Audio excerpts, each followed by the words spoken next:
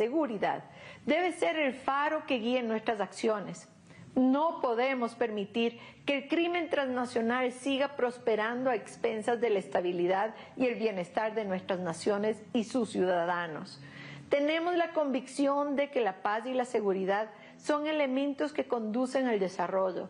Por tanto, eliminar la violencia y luchar contra la delincuencia organizada transnacional son objetivos que busca alcanzar el gobierno nacional.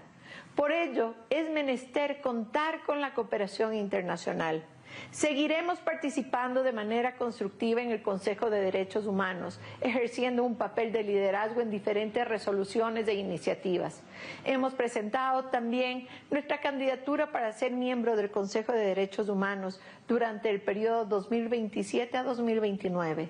En el pasado, la Asamblea General de las Naciones Unidas nos escogió en 3 ocasiones para integrar el Consejo de Derechos Humanos y varios expertos de origen ecuatoriano han ocupado dignidades en diferentes mecanismos de los sistemas universales e interamericano de derechos humanos.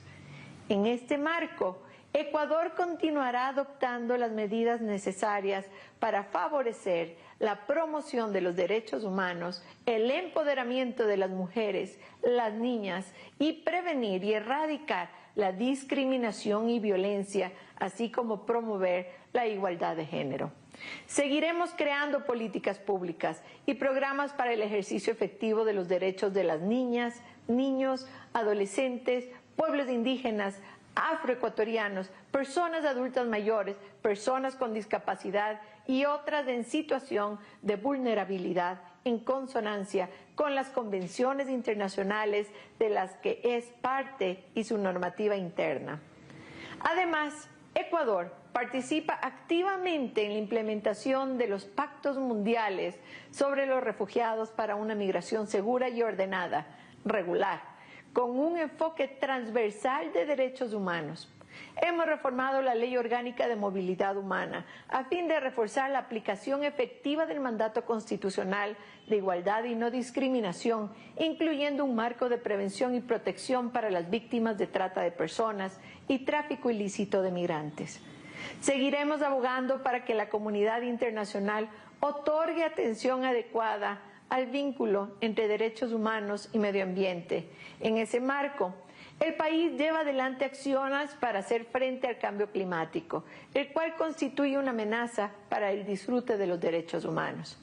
Para concluir, deseo reiterar que Ecuador continuará trabajando en los desafíos pendientes y en iniciativas para mejorar los marcos normativos y fortalecer las capacidades institucionales con un enfoque de derechos humanos y perspectivas de género, discapacidad y edad, con estricto apego a los principios de igualdad y no discriminación, y con el objetivo de preservar y reforzar en el país la paz, la seguridad y su desarrollo. Creemos en la cooperación de todos los actores y la solidaridad como herramientas fundamentales para la prevención de las violaciones de los derechos humanos. Muchas gracias. Thank you, Excellency. Now I have the honor to give the floor to Mr. George Danilov Georgiev, Minister of Foreign Affairs of Bulgaria. Excellency, you have the floor. Thank you, Mr. President. Thank you, Mr. President. Excellencies, distinguished delegates.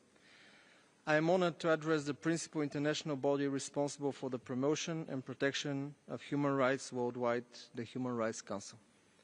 Allow me to extend my warmest congratulations to His Excellency the Ambassador Jörg Lauber of Switzerland on the occasion of his election as President of the Human Rights Council for 2025 and to express our full support for his efforts to advance dialogue, cooperation and the use of digital technologies. I wish him and the Bureau of the Human Rights Council every success in their work. I would like to underline how important it is to ensure the independence, integrity and sustainability of the Office of the High Commissioner for Human Rights, as well as of the Office of Human Rights Council mechanisms and the UN treaty bodies. Bulgaria remains steadfast in its support for their efforts to uphold and promote human rights. Mr. President, Just yesterday, the world marked 3 years since the Russian Federation launched its full-scale invasion of Ukraine. We reiterate our strongest condemnation of all violations of international human rights law and international humanitarian law committed in the course of Russia's aggression. Those violations demand full accountability. In this regard, we welcome the Human Rights Council's continued engagement on the human rights situation in Ukraine, which will stay high on our agenda during this session as well. We fully support the resolution extending the mandate of the Independent International Commission in Inquiry, which will be presented by Ukraine. In January, we commemorated the 80th anniversary of the liberation of Auschwitz, which solemnly reminded to us all about the need to combat intolerance, discrimination and hate, and to prevent war crimes and crimes against humanity. Ensuring accountability for the serious human rights violations and breaches of international humanitarian law is crucial for the prevention of future crimes and atrocities. Bulgaria remains firmly committed to combating impunity and promoting international criminal justice. We emphasize the important role of the International Criminal Court to end impunity, uphold the rule of law, and guarantee respect for the international law and human rights. Mr. President, in these turbulent times marked by devastating conflicts, rising inequalities, and powerful emerging technologies, the international rules-based order with human rights at its core remains vital for the security, stability, and prosperity of humankind. The promotion, protection, and fulfillment of human rights are a fundamental prerequisite of the achievement of freedom, dignity, equality, democracy, rule of law, peace, and sustainable development. These values and principles are at the heart of Bulgaria's foreign policy priorities. As a member of the Human Rights Council, our country underscores the central role of this body within the UN system. At a time when multilateralism is under increasing pressure and the Council's functioning faces new challenges, we believe it is imperative to offer a collective response. The upcoming 2026 review of the Human Rights Council's status presents an excellent opportunity to reaffirm the Council's mandate, highlight its pivotal role in the international system, and demonstrate the enduring value of multilateralism. Bulgaria will continue to support the efforts to promote the culture of peace, tolerance, and understanding. We regard as indispensable the role of the Human Rights Council for the achievement of human rights-based sustainable development goals. Bulgaria allocates equal attention to the need to ensure adequate reactions of the Council to gross violations and abuses of human rights and to exercise the Council's prevention functions. We seek to contribute to all endeavours to combat disinformation while strengthening media freedom and ensuring the safety of journalists. This year we celebrate the 30th anniversary of the Beijing Declaration and Platform for Action, a landmark achievement in the advancement of women's rights and equality between women and men. We firmly believe that concrete policies aimed to empower women and girls are crucial in order to foster sustainable development, social justice and prosperity for all. In its national policies, Bulgaria continues to place a strong emphasis on the equality between women and men, as well as on the empowerment of women and girls. A visible testament to Bulgaria's commitment to this cause is the active participation of women in leadership roles across all sectors of society. Bulgaria remains dedicated to the advancement of the right to education for all children, motivated by the significant long-term benefits of early and pre-primary education for the cognitive and social development of children. We encourage all member states to engage constructively in the governmental working group exploring the possibility of an optional protocol to the Convention of the Rights of the Child, which aims to consolidate the access to free education. Bulgaria is fully committed to the promotion of the rights of persons with disabilities and continues to encourage and facilitate their integration in all spheres of public life. It is important also to address the impact of the artificial intelligence on human rights, especially with regard to children's rights, the media freedom, and the fight against disinformation. In conclusion, I would like to highlight again the leadership of the High Commissioner for Human Rights and his dedicated staff in the tirelessly strive to advance the cause of human rights around the world at this precious time. Let me also reaffirm Bulgaria's unwavering commitment to the principles of international law, universal human rights, dialogue, and continued strengthening of multilateral cooperation. These are the foundations for the progress that humankind has achieved so far, and they will continue to be the basis of which we can build a more just, inclusive, prosperous, and sustainable future for all of us. Thank you for the kind attention. I thank the Foreign Minister of Bulgaria for his statement. And now I give the floor to Mr. Jan Lipavsky, Minister for Foreign Affairs of Czechia, by video. Mr. Secretary General, High Commissioner Turk, President Lauber, Excellencies, ladies and gentlemen.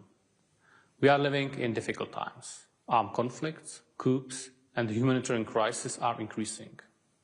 Human rights are under threat. It's our shared duty to defend them. This year, the United Nations marked its 80th anniversary. This is a moment to reflect on its founding principles. Czechia is a strong supporter of the UN human rights system.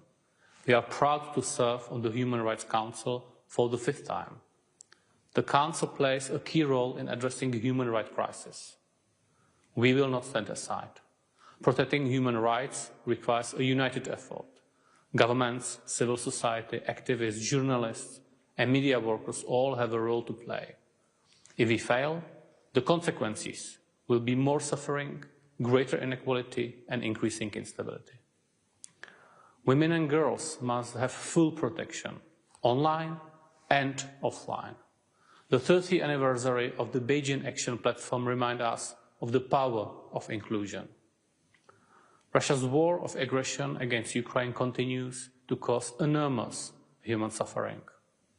We must defend international law, condemn attacks on civilians, and hold Russia accountable for its crimes. Russia's occupation of Crimea and parts of Donbass has led to severe repressions. People face persecution and economic hardship.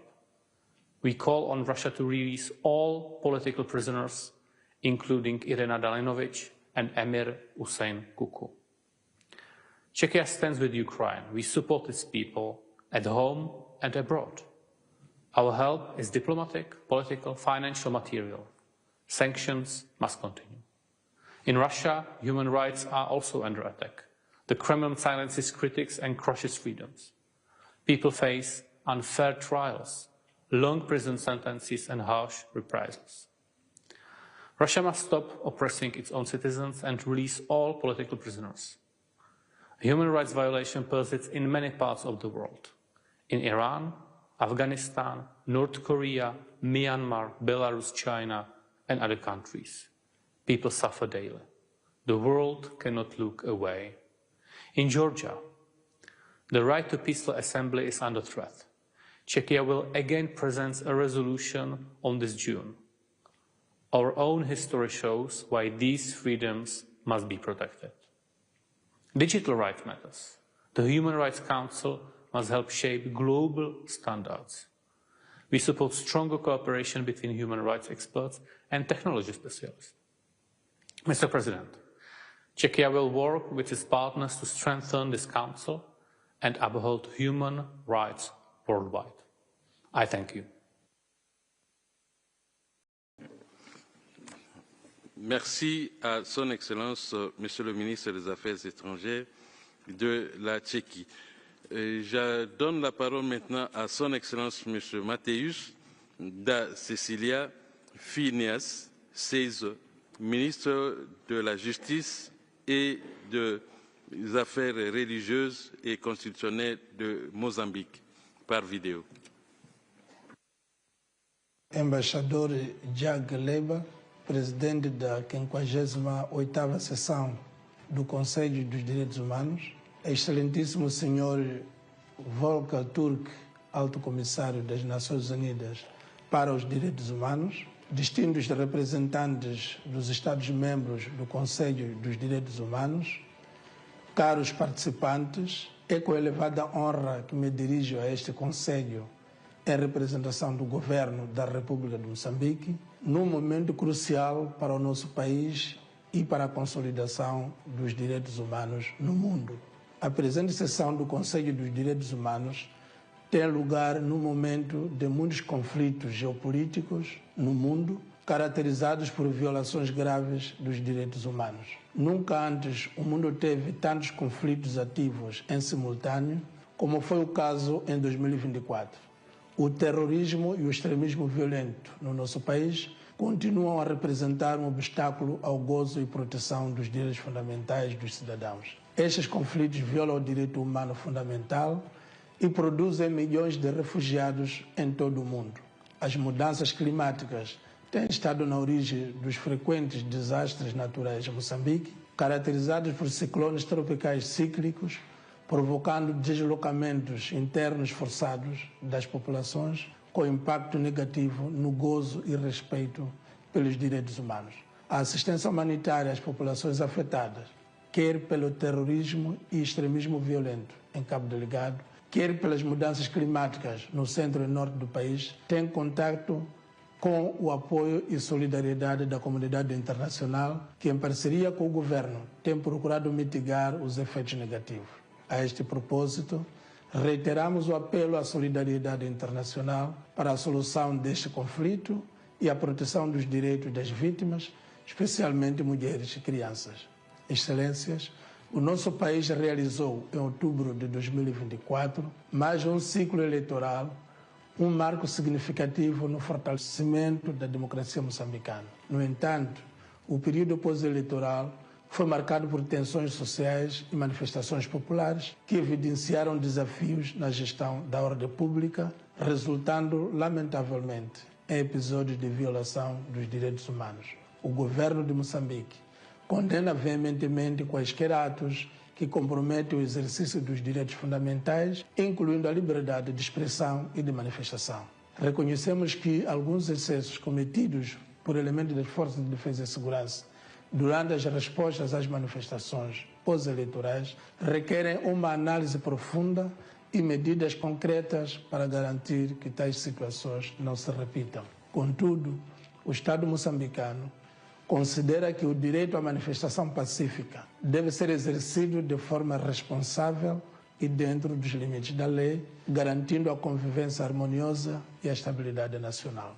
Com a investidura do novo governo, reforçamos o nosso compromisso de implementar mecanismos de prevenção e resposta rápida às eventuais violações dos direitos humanos, assegurando que todas as instituições do Estado atuem dentro dos limites da lei e em estrita observância dos direitos fundamentais dos cidadãos. O governo também está a reforçar os mecanismos de diálogo social para permitir que todas as vozes sejam ouvidas, garantindo que as manifestações pacíficas sejam respeitadas e protegidas, estando empenhado em implementar reformas estruturais no setor da justiça e em reforçar a capacidade das forças de defesa e segurança para atuarem em total respeito aos direitos humanos, em garantir investigações independentes e transparentes sobre as alegações de abuso e violência, assegurando justiça às vítimas. Neste desiderato, contamos com o apoio técnico deste órgão. Para terminar, reafirmamos o seu compromisso inabalável com a promoção, proteção e defesa dos direitos humanos, em consonância com os princípios consagrados na Declaração Universal dos Direitos Humanos, na Carta Africana dos Direitos do Homem e dos Povos e demais tratados internacionais em matéria dos direitos humanos de que é Estado parte. Agradecemos ao Conselho dos Direitos Humanos pelo seu trabalho incansável e reiterar a nossa disponibilidade em continuar a colaborar com este órgão e seus mecanismos na busca de soluções que beneficiem não apenas Moçambique, mas toda a comunidade global. Muito obrigado pela atenção dispensada. Nous remercions Son Excellence, Monsieur le Ministre de la Justice et des Affaires religieuses et constitutionnelles de Mozambique. Et nous voulons aussi, au nom des interprètes qui l'ont dit, n'avoir pas été possible pour eux de pouvoir interpréter le texte ou la déclaration de son Excellence, Monsieur le Ministre, à cause de la qualité de la vidéo. Nous poursuivons notre discussion et j'accorde maintenant la parole à son Excellence, Monsieur Virgiba Era, ministre des Affaires étrangères de Sri Lanka. Excellence, vous avez la parole.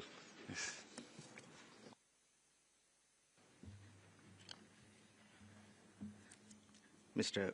Vice President, Excellencies, at the elections held a few months ago, the people of Sri Lanka elected a new government with a strong mandate to direct the country towards economic, social, and political transformation. The results of these elections reflected a unified voice from people of all regions of the country, ethnicities, and religions. The current parliament is the most inclusive in our history, with a record number of women, including 2 from the Malayan community and a visually impaired person. This inclusivity represents Sri Lanka's new path focused on upholding the rights of all its people, irrespective of gender, ethnicity, or other grounds.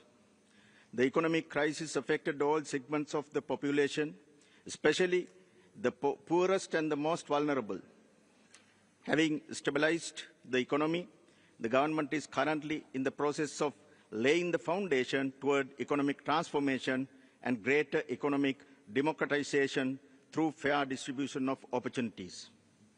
We are acutely aware of the continuing impact of the economic challenges on our people, particularly the most vulnerable, and decisive steps are being taken to advance their economic and social rights.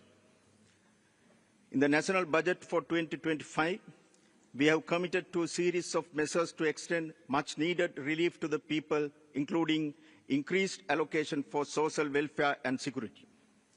Special attention has been paid to improving the socio-economic conditions and address critical needs such as resettlement, housing, compensation, and infrastructure development in the northern and eastern provinces. Through the Clean Sri Lanka project launched by the President on 1st January, the government has introduced a new political culture and commitment to moral and ethical governance. The government will prioritize integrity and addressing issues of mismanagement and corruption. The fundamental and long-standing principles of democracy and freedom enshrined in our Constitution will be respected and safeguarded while protecting the human rights of all citizens. Administrative, political, and electoral processes will be activated towards this end. The government has pledged to take tangible steps to further advance national unity and reconciliation. The President has proposed to declare a Sri Lankan Day in line with our vision for a reconciled Sri Lanka and bridging gaps between communities. We will ensure that the domestic processes established to address remaining challenges from the conflict will continue their work in an independent and credible manner. Domestic institutions such as the Office on Missing Persons, Office for Reparations, and Office for National Unity and Reconciliation will be strengthened.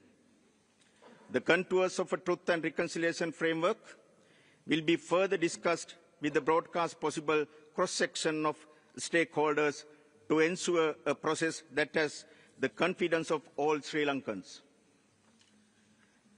Our aim is to make the domestic mechanisms credible and sound within the constitutional framework.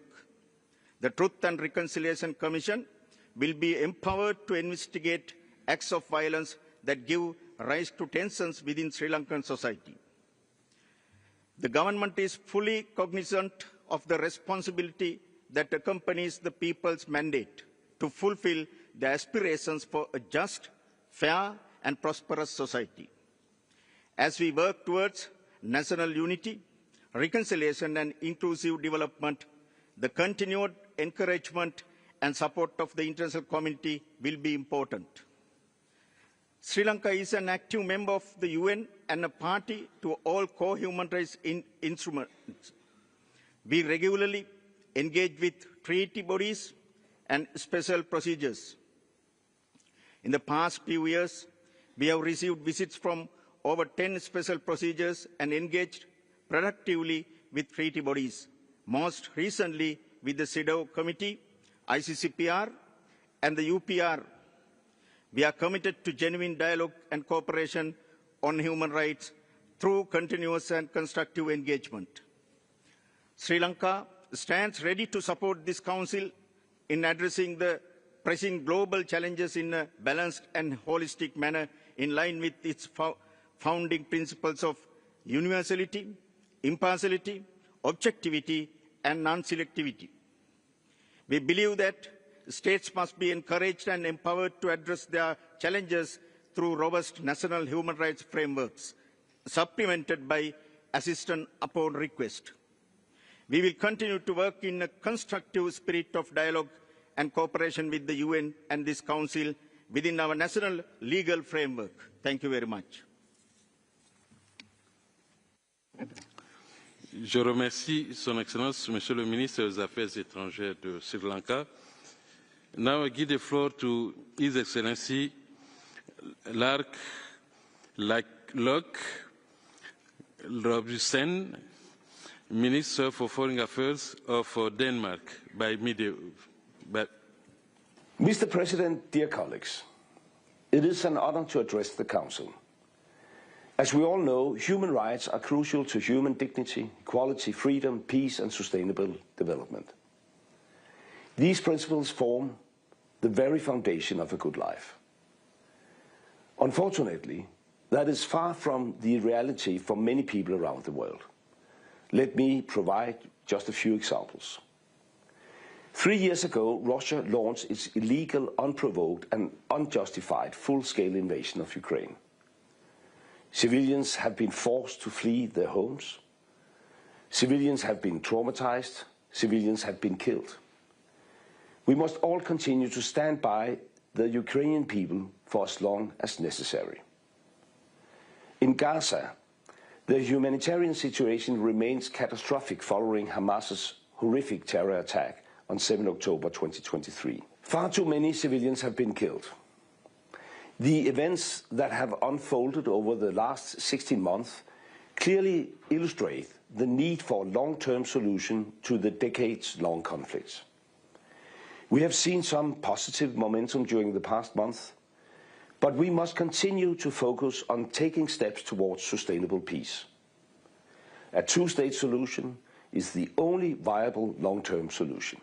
In the Eastern Democratic Republic of Congo, the current escalation of the conflict is deeply concerning, as also discussed by the Council in the special session a few weeks ago.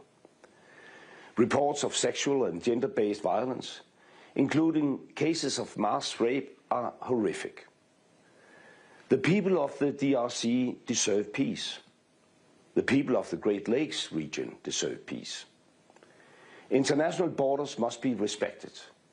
There is no military solution to the conflict, only a political one.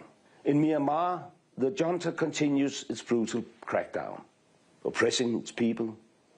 Our voice in support of the people of Myanmar is therefore still important. And unfortunately, I could continue this list. The United Nations play a vital role in maintaining peace and security, and in ensuring a stable and just global order. The UN is the only place where the whole world can come together to advance peace, security, and fundamental freedoms for all. The importance of international law cannot be overstated. No nation can stand alone. Global challenges demand global solutions. We cannot afford to move backward.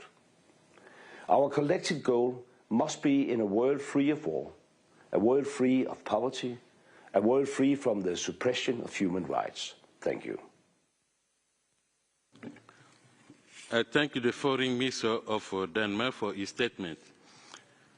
Maintenant, j'aimerais donner la parole à Son Excellence M. Paul-Marie Gondjoud, ministre de la Justice et garde des Sceaux du Gabon. Excellence, vous avez la parole.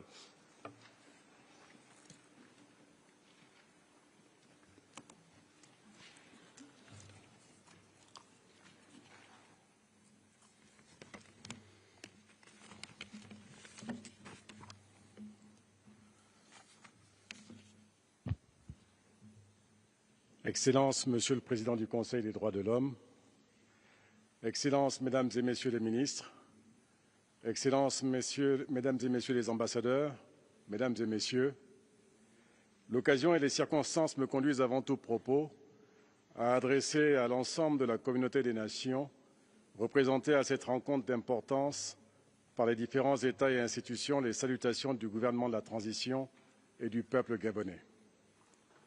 Permettez-moi de rendre un hommage mérité au Conseil des droits de l'homme et à l'ensemble de ses mécanismes pour le travail accompli en faveur des droits de l'homme. Qu'il me soit également permis d'adresser mes vives félicitations à son Excellence Jürg Lauber, ambassadeur représentant permanent de Suisse, pour le choix porté sur sa personne à la présidence du Conseil des droits de l'homme pour l'année 2025. Nos félicitations s'adressent également à votre prédécesseur, son Excellence Omar Zdimber, ambassadeur représentant permanent du Maroc, pour la qualité de son mandat. Enfin, je voudrais exprimer la haute appréciation de ma délégation à M. Volker Türk, haut-commissaire aux droits de l'homme, et à son équipe pour leur inlassable effort accompli en faveur de la promotion et la protection des droits de l'homme, en dépit des défis auxquels ils font face. Monsieur le Président, en me faisant l'honneur de le représenter ici, son Excellence le général de brigade, Brice Clotaire Oligui Nguema, président de la transition, président de la République, chef de l'État, réaffirme l'ancrage du Gabon au multilatéralisme et notre engagement aux principes des droits de l'homme. Lesquels principes aujourd'hui sont ébranlés par des crises multiformes dont la réponse, à notre point de vue, réside inéluctablement dans des institutions multilatérales plus fortes, érigeant les droits humains en pierres angulaires de nos sociétés. Il me plaît également de partager avec vous les principaux développements intervenus au Gabon depuis la 55e session après le coup de la libération du 30 août 2023. La détermination des autorités de la transition à garantir le respect des droits de l'homme depuis 16 mois s'est traduite par les efforts consentis et les actions menées au plan national et international avec l'appui des partenaires internationaux. Dans le cadre de la coopération avec les mécanismes des droits de l'homme, mon pays se réjouit d'avoir reçu la visite du sous-comité de prévention de la torture au mois de mars 2024, de même qu'il a transmis les rapports au titre de la Convention contre la torture et autres peines ou traitements cruels, inhumains et dégradants et de la Convention pour l'élimination de la discrimination raciale. Au niveau national, de nombreuses mesures ont été menées avec l'appui des partenaires pour rendre effectifs les droits de l'homme. Au mois de janvier dernier, un atelier a été organisé à l'endroit des membres du mécanisme national d'élaboration des rapports sur l'utilisation de la base des données et sur l'adoption du plan d'action de mise en œuvre des recommandations du 4e cycle de l'EPU. La promulgation de la loi 23/2024 du 21 novembre 2024 portant réorganisation de la Commission nationale des droits de l'homme en République gabonaise constitue une avancée majeure pour la réalisation des droits de l'homme dans mon pays. Un appel à candidature a été publié le 12 février dernier et la sélection des membres se fera dans les semaines à venir par l'Assemblée nationale. Il en est de même du décret 133 du 27 mars 2024 portant création, attribution, organisation et fonctionnement de la Commission nationale des droits de prévention et de lutte contre la traite des personnes en République gabonaise, organe de coordination des questions de traite des personnes qui vient renforcer le dispositif existant en la matière. Sur le plan pénal, les infractions et principes relatifs à la réparation des préjudices causés par les violations des droits de l'homme ont été pris en compte dans le cadre de la révision du Code pénal et du Code de procédure pénale pour un meilleur respect et une meilleure protection des droits humains.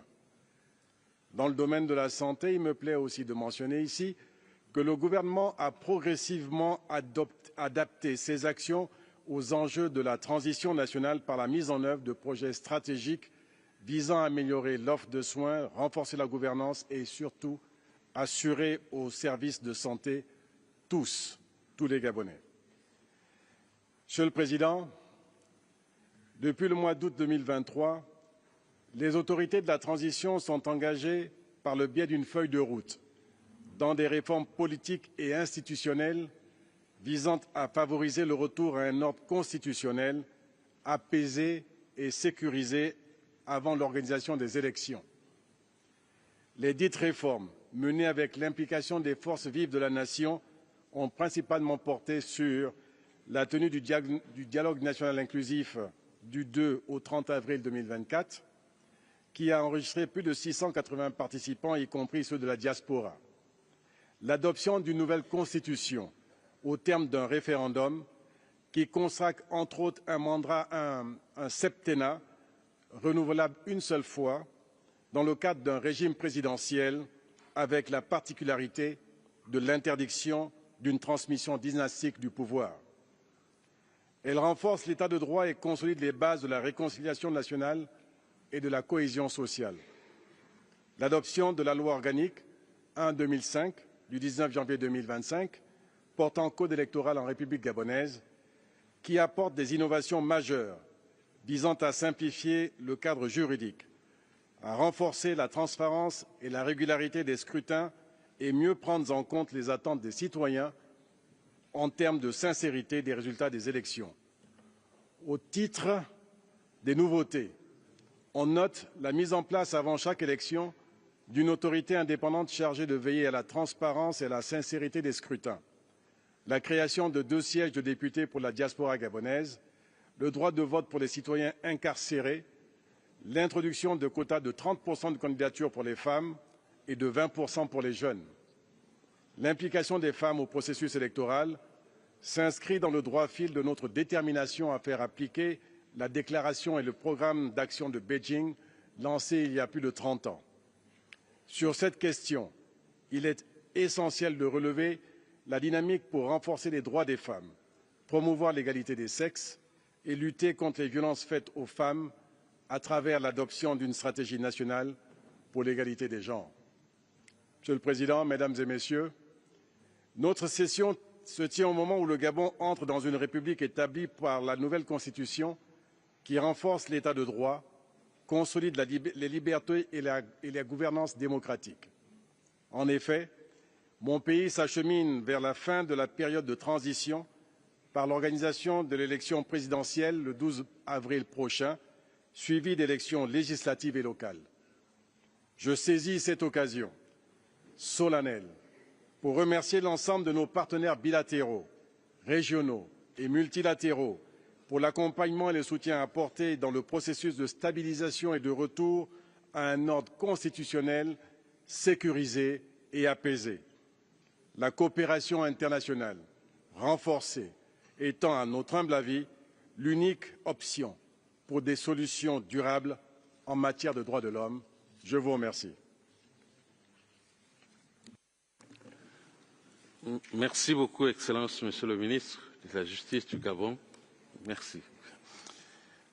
Now I give the floor to His Excellency Mr. Andreas Kravik, State Secretary of Foreign Affairs of Norway. Excellency, you have the floor.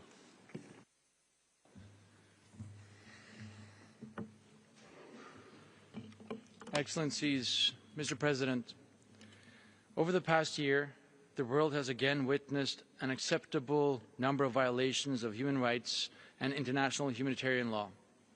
We have seen an increased willingness to disregard the important lessons of the past and ignore our responsibility to stand up for human rights and fundamental freedoms.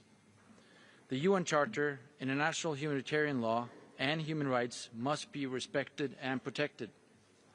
Violations are unacceptable. If states can safely violate international law, its credibility collapses. And, obviously, it will be harder to uphold international law in the future. In Ukraine, Russia has shown a blatant disregard for the UN Charter, international humanitarian law, and human rights. Yesterday, in the UN headquarters in New York, the vast majority of UN member states gathered around defending international law, the UN Charter, and a sustainable peace for Ukraine. Ukraine's fight for freedom is our fight for freedom, and Russia's aggression continues, and we need to remind ourselves that this is a Russian war of choice. Russia could end this war tomorrow. Norway will not relent in our support for Ukraine. The Human Rights Council has a crucial role to play in upholding international law, including through mandating independent investigations and monitoring of human rights situations. And the ability of this Council to act is all the more important. Those responsible for violations and abuses of international humanitarian law and international human rights law must be held accountable. In Palestine, in Ukraine, in Sudan, and in other conflicts and crises, human rights defenders continue to be essential in promoting and protecting all human rights for everyone. They must not be silenced. They must, in fact, be protected, included, and supported. Mr. President, Norway will continue to stand up for the human rights and fundamental freedoms of everyone, economic, social, and cultural, as well as civil and political rights, for everyone and everywhere. We are currently witnessing a regression of women's and girls' human rights and a backlash against feminist movements. Hard-won progress is slowly eroding. The status of women, along with the rights of LGBT+ persons, individuals with disabilities, indigenous peoples, and ethnic and religious minorities, serve as crucial parameter for the health of any society. Denying these groups their rights weakens the very foundation of our societies and undermines the principles of equality, non-discrimination, and accountability. Norway will remain a strong supporter of the rights of women and girls, including their right to decide over their own bodies. We are committed to continuing our fight for and support to sexual and reproductive rights and health, both financially and politically. If women do not enjoy sexual and reproductive health and rights, their political and economic participation is also affected and societies suffer. Mr. President, protecting human rights online as well as offline is an important priority for Norway's national and foreign policy. Although digital communication tools and social media have made it possible for many to access and share information and opinions directly with others, we also see more hate speech and abuse that threaten the right to freedom of expression and personal privacy. The scale of hate speech and disinformation online increases polarization in society and undermines trust in democratic institutions and values. It targets human rights defenders and seeks to limit, silence, and discredit them. Internationally, Norway supports efforts to combat digital violence and harassment, spreading of disinformation and hate speech through several means. We believe that a multi-stakeholder approach is necessary to succeed in this work. Addressing hate speech does not mean limiting freedom of expression. It means keeping hate speech from escalating into something much more dangerous. Mr. President, Norway is proud to present during this session a resolution on the protection of human rights defenders in the digital sphere. It will focus on new and emerging technologies and human rights defenders. We see this as a relevant and timely issue, including in the lead-up to the Internet Governance Forum that Norway will host in June this year. We invite all states and civil society to engage in constructive and transparent negotiations and hope that the resolution will enjoy the Council's consensual support. Finally, we look forward to working with all of you to uphold our shared commitment to the core values of the UN Human Rights Council. And I thank you for your attention. I thank the State Secretary of Foreign Affairs of Norway for his statement. Now I give the floor to His Excellency Mr. Georgios Kostiras, Deputy Minister of Foreign Affairs of Greece. Since we have the floor.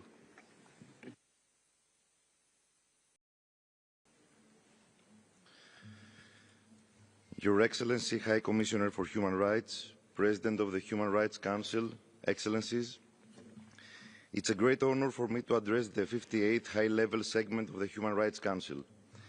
I wish to express our utmost appreciation for the work of High Commissioner Turk, whom we warmly thank for his inspirational visit to Athens last November. Today, the world faces truly unprecedented challenges and conflicts that brutally violate human rights law, humanitarian law, and the United Nations Charter. The human rights situation in Ukraine, the Middle East, Sudan, the DRC, and other conflict zones has caused hundreds of thousands of deaths, starvation, and millions of refugees. The multilateral system itself is challenged as never before.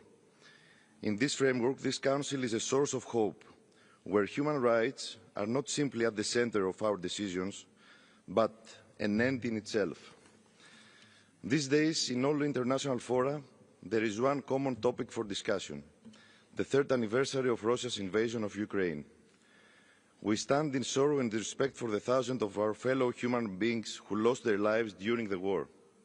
For Greece, it is a matter of principle. We will always oppose the threat of the use of force. Greece will always advocate for the peaceful settlement of disputes, with full respect to international law and the UN Charter. The only solution is a diplomatic solution that will lead to the cessation of the deadly hostilities and the establishment of a generally acceptable, just and lasting peace for Ukraine with adequate security guarantees. In the Middle East, the ceasefire and hostage release agreements are significant breakthroughs. Now, all hostages have to be released to ensure a permanent end to hostilities, and the political process must start paving the way for the reconstruction of Gaza. With deep regret, we note that since October 7th, anti-Semitism has spiked worldwide.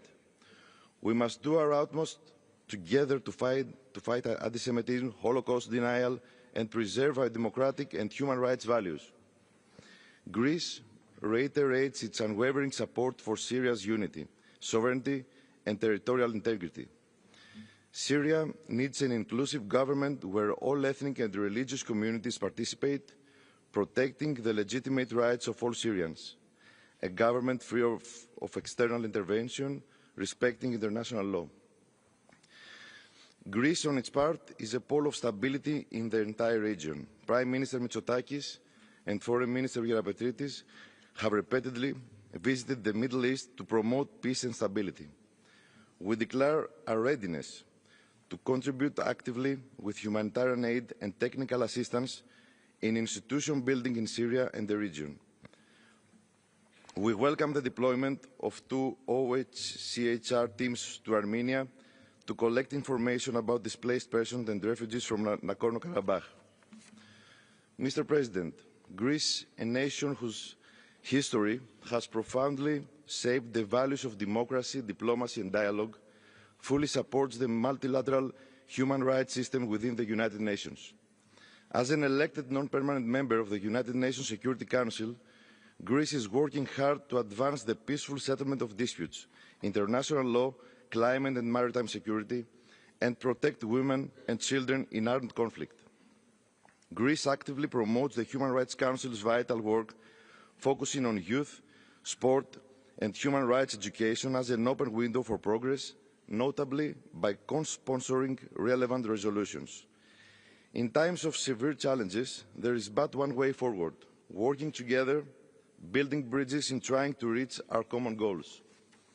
At the national level, Greece systematically implements strategic master plans on key social issues. In parallel, we have introduced targeted horizontal policies, continuously evaluated through central government mechanisms. Each initiative marks a significant step toward a more just and inclusive society rooted in the rule of law. As regards to the human rights of refugees, we have radically improved our asylum system, our reception facilities, and our unaccompanied minors programme, while strengthening the protection of EU borders and intensifying efforts to combat smuggling networks. The Greek Coast Guard has saved more than 500,000 lives in the sea. Regarding allegations that were heard yesterday in this room, Greece constantly places particular emphasis on safeguarding the rights of the Muslim minority of Thrace, a religious minority according to the Treaty of Lausanne. Its members enjoy both special protection as a religious minority in accordance with the said treaty and their full rights as Greek and EU citizens. And from this floor, I would like to reiterate Greece's firm support for a just and viable solution of the Cyprus issue according to the United Nations Security Council resolutions. This solution would be the best guarantee for the rights of all Cypriots. Mr. President, as a candidate country for the HRC 2028-2030, Greece reiterates its unwavering readiness to contribute substantially to the long-term effectiveness of the United Nations system. Together, we can build a world where human dignity is not just an aspiration, but a reality for all future generations. Thank you. I thank you, Excellency, for your statement.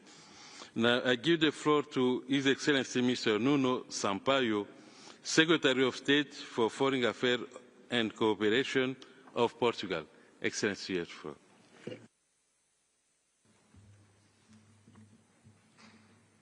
Senhor Presidente, Excelências, agradeço ao Secretariado a possibilidade de me exprimir em português, uma língua que une quase 300 milhões de pessoas e que esperamos que se torne língua oficial das Nações Unidas num futuro próximo.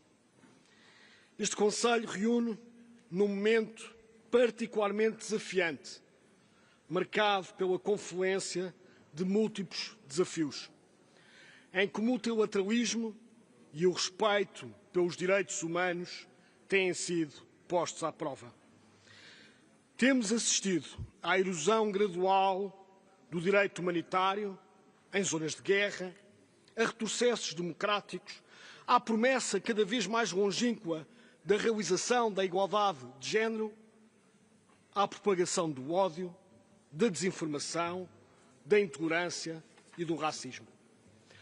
Assistimos na Ucrânia, onde 3 anos após o início da guerra, da agressão provocada pela Rússia, continuamos a deparar-nos com violações do direito internacional, bem como o tratamento de prisioneiros de guerra em violação das Convenções de Genebra. Assistimos em Gaza, onde saudamos o cessar-fogo e a progressiva libertação de reféns, mas não esquecemos o número inaceitável de vítimas civis, a destruição sem precedentes de infraestruturas, incluindo escolas e hospitais, e as restrições à ajuda monetária. Mas assistimos também no Sahel, no Corno da África ou na região dos Grandes Lagos, onde as populações continuam a pagar um preço demasiado elevado pelo perpetuar de conflitos.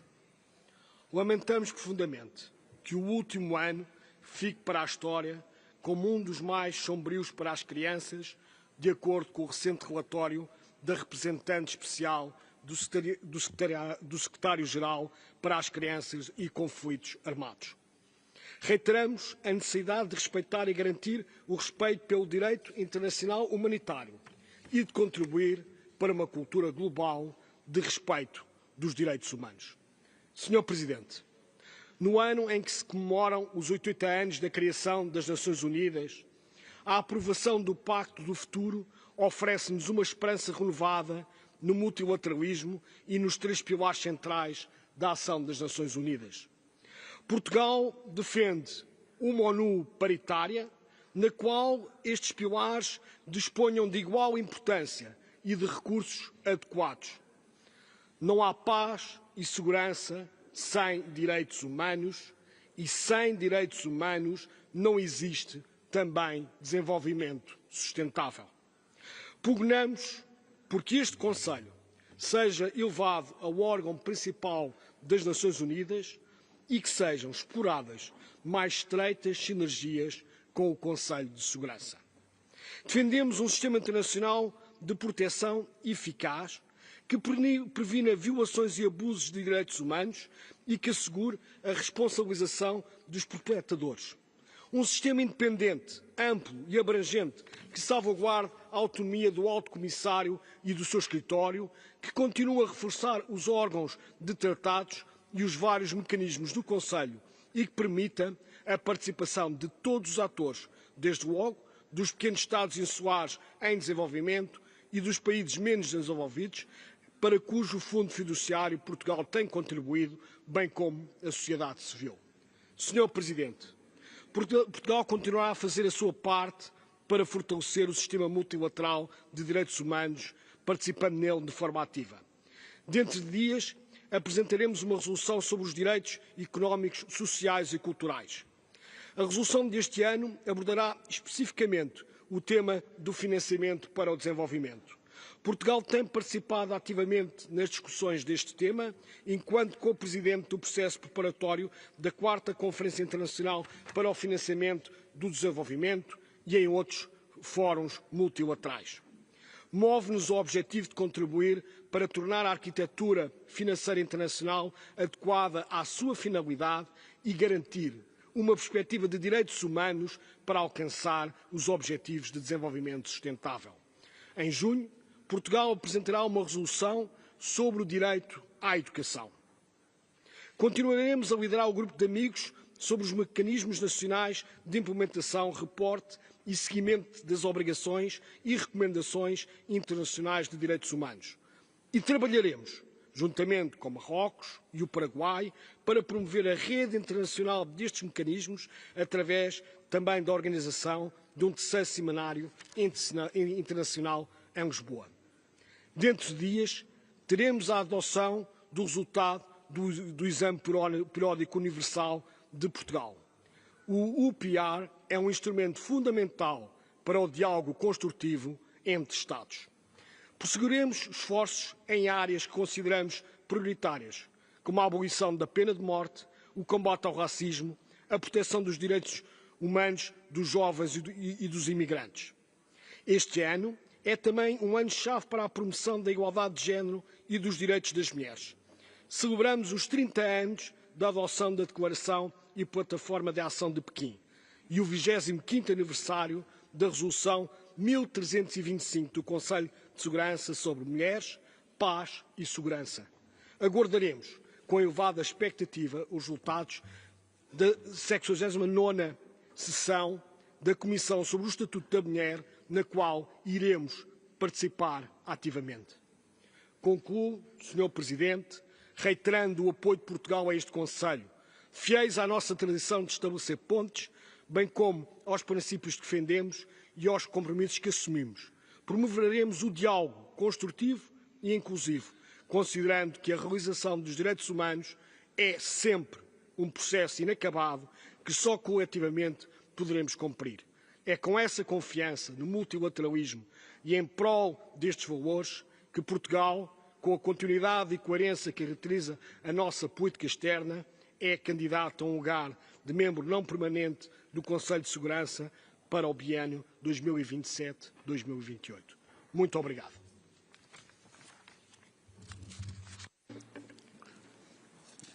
I would like to thank His Excellency Mr. Nanu Sampaio for his statement.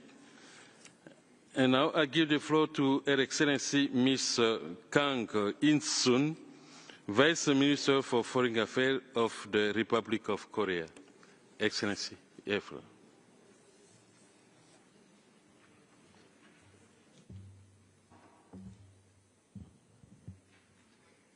Mr. Vice President, distinguished delegates, it is my second time addressing this August Chamber following last year.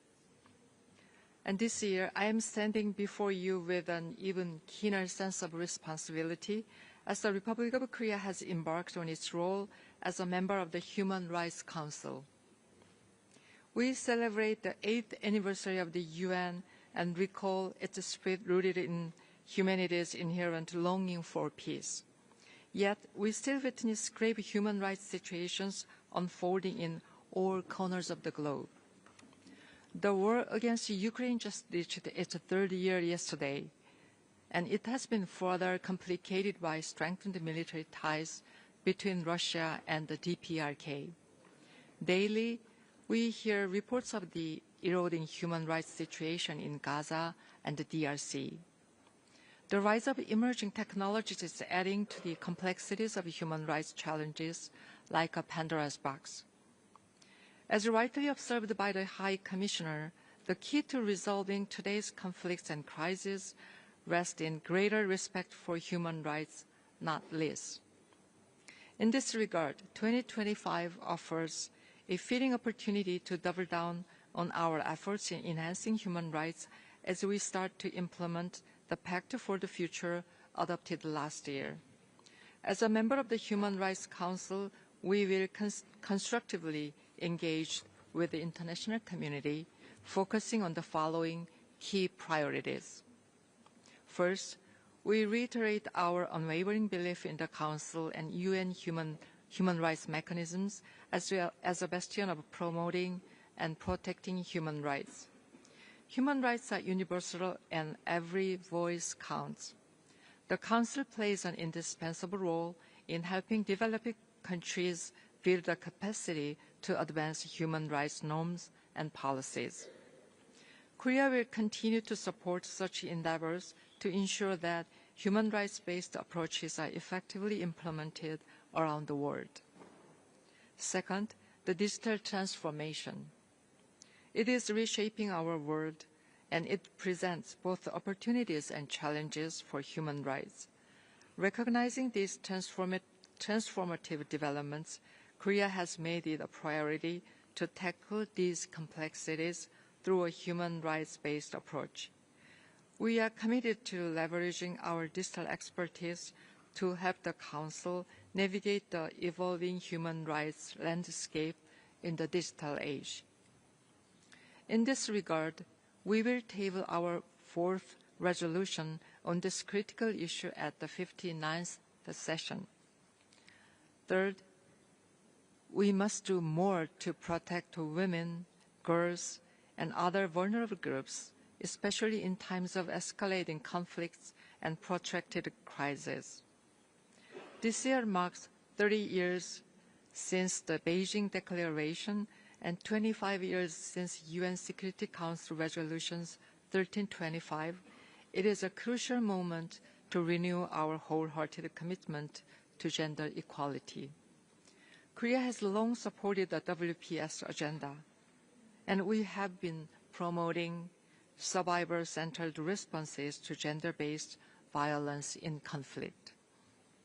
As a country with the historical experience of women and girls victimized as a comfort to women, we view the WPS agenda as a particularly relevant and significant. We will continue to work together with the Japanese government to restore the honor and dignity of the comfort to women and to help to heal their psychological wounds. At the last June's Security Council briefing on the human rights situation in the DPRK, the High Commissioner accurately captured the dire situation on the ground, a stifling, claustrophobic environment where life is a daily struggle devoid of hope.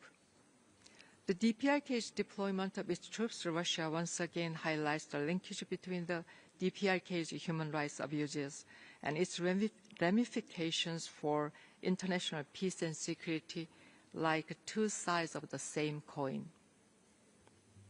Reportedly, DPRK soldiers are drawn to the battlefield unaware of their involvement in the real combat and trained to commit suicide when captured, which is incompatible with the right to life.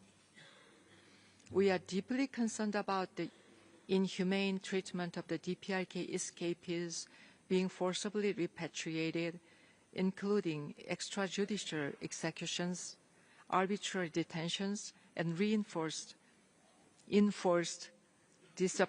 disappearances, as reported by the multiple UN special procedures. We reiterate our call for the states to respect the principle of non-refoulement. My government once again strongly urges the DPRK to immediately resolve all issues relating to abductees, detainees, and unrepatriated prisoners of war, including the prompt release of the 3 Korean missionaries, Kim Jong-uk, Kim Guk-ki, and Choi Chun-gil. We strongly urge the DPRK to heed the international community's recommendations made during last year's UPR and take prompt actions to bring about fundamental change in its dire human rights situation. And we look forward to the release of the High Commissioner's comprehensive report, which updates the human rights situation in the DPRK since 2014. Rising from the ashes of war, my country overcame devastation, poverty, and national division. We have never relented in striving to build a nation founded on freedom, democracy, and prosperity. The journey was arduous, and it remains so. But time and again, we have proved our resilience. The road to promoting and protecting human rights is not straightforward. Korea, based on our experience and strong sense of resilience, will remain a dedicated partner in navigating this path. Thank you.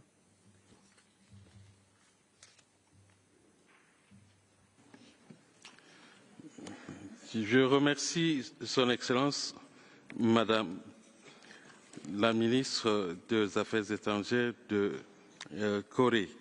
Maintenant, je donne la parole à Son Excellence Monsieur Neil Richmond, Minister of State for International Development and Diaspora of Ireland. Excellency, you have the floor.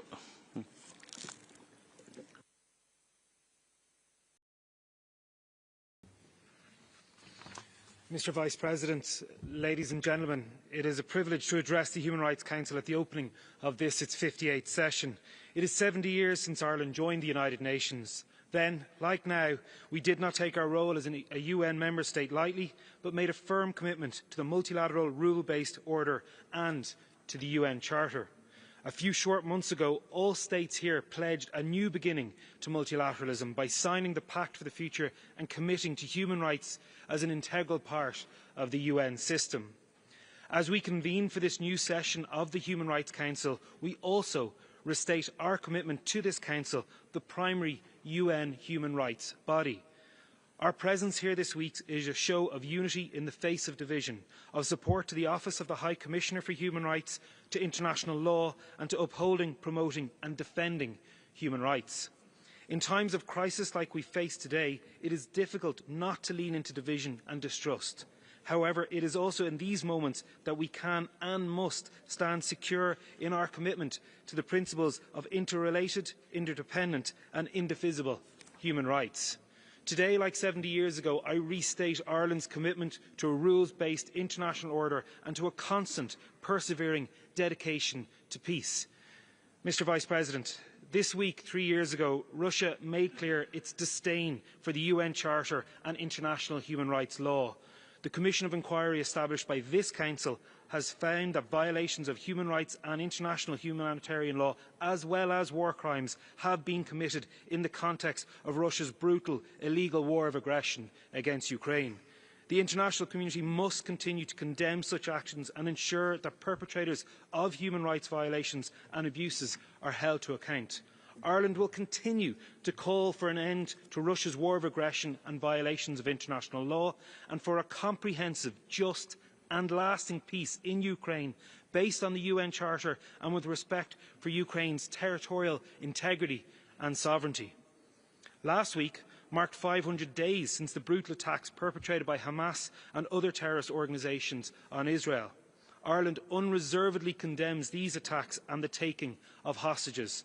Last month, we welcomed the long-awaited ceasefire and hostage release agreement in Gaza. This brought much-needed hope and relief to the people of both Israel and Palestine. We need to see the ceasefire agreement fully implemented in all its phases, including the release of all hostages. There must also be continuing entry of humanitarian aid at scale, the provision of basic services and a framework for the return of those displaced from their homes within Gaza. We must also remain focused on the deteriorating situation in the West Bank. Ultimately, implementation of the two-state solution remains the only way to ensure lasting peace and security for Israelis and Palestinians alike.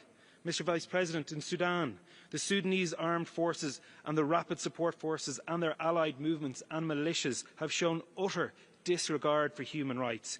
They must comply with their obligations to protect civilians, humanitarian workers and human rights defenders from harm and allow rapid and unimpeded humanitarian relief to all areas under their control. In Yemen, attacks against civilians by all parties to the conflict should be independently investigated to ensure accountability and enhance the protection of Yemeni civilians. In Afghanistan, the High Commissioner has determined that systematic gender persecution is being perpetrated by the Taliban. The Taliban must revoke all discriminatory decrees and all other measures that seek to eradicate women and girls' access to education, work and public services and that restrict their freedom of movement. Mr Vice President, Ireland is firmly committed to protecting and advancing both civil and political and economic, social and cultural rights. In recent years, the Human Rights Council has addressed the human rights implications of climate change. We have discussed how to enhance global protection against business-related human rights abuses, advocated for a human rights-based approach to new and emerging technologies, promoted gender equality and advanced guidance on the elimination of all forms of racial discrimination and the prevention of violence and discrimination against LGBTI+ persons. A crucial component of this process is the constant open engagement with civil society partners. We have and must continue to advance protections for civil society and for human rights defenders. Mr Vice President, this Council must be enabled to fulfil its role as the primary intergovernmental body for the promotion and protection of human rights globally. The Office of the High Commissioner must be adequately resourced and empowered to carry out its vital work. The guidance and recommendation of special procedures and of the treaty body committees must be heeded. Respect for human rights is where our values and interests align. It is through more respect for human rights that we achieve peace, prosperity and sustainable development. Mr Vice President, in conclusion, as you will be aware, Ireland is seeking membership of the Human Rights Council for the term 2027 to 2029. If elected, we will protect and champion the universality of human rights and the principle of non-discrimination.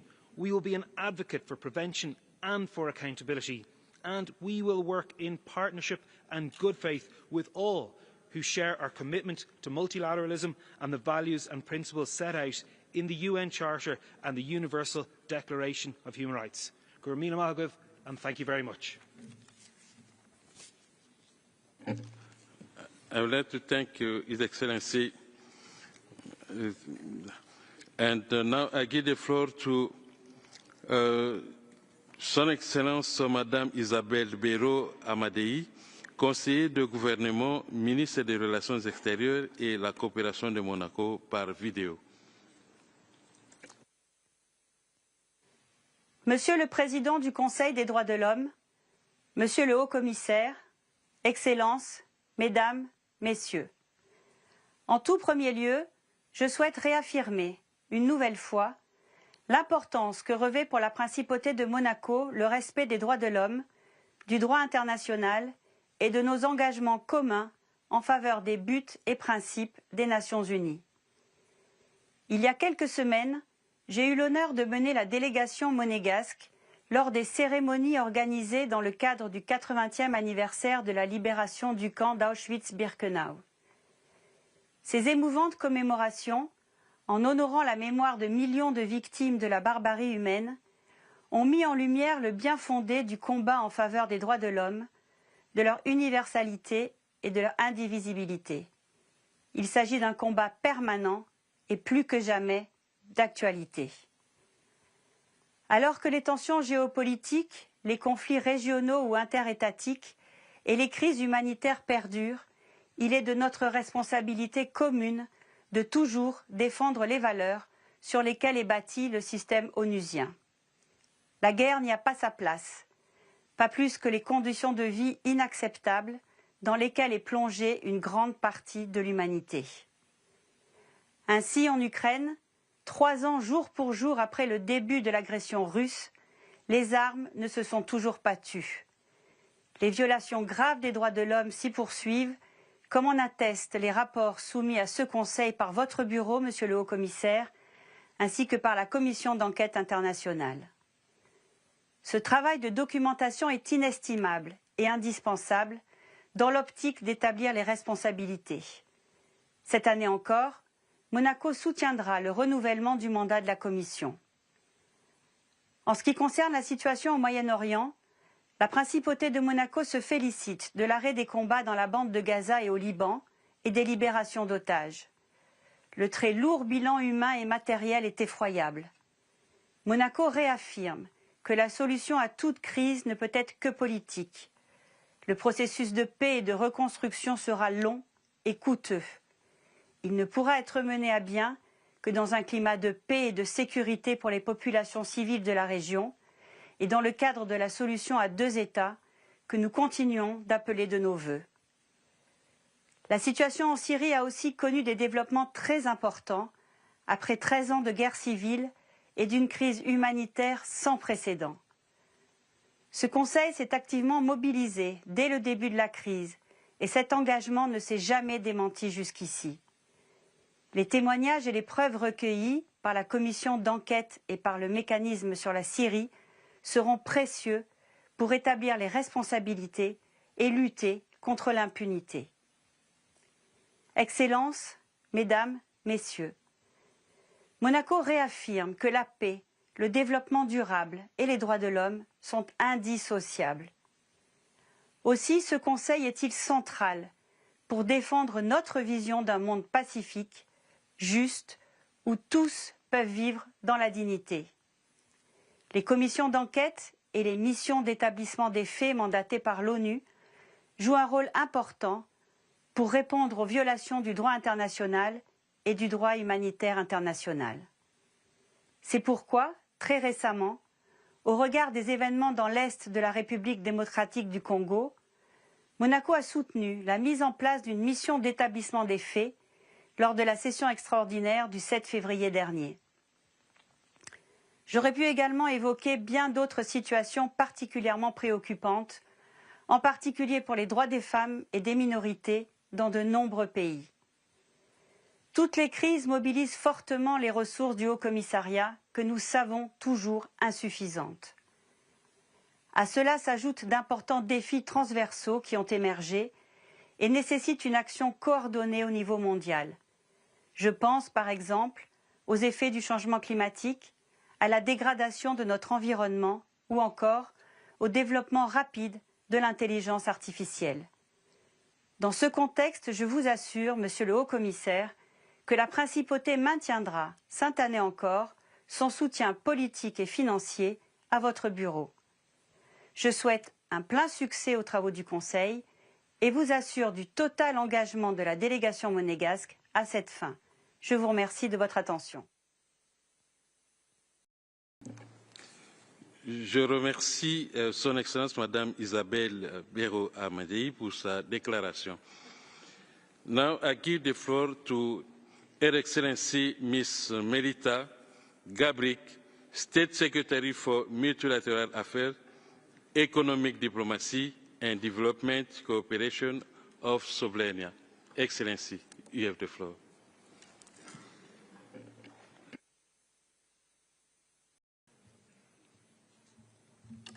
Mr. President, Excellencies,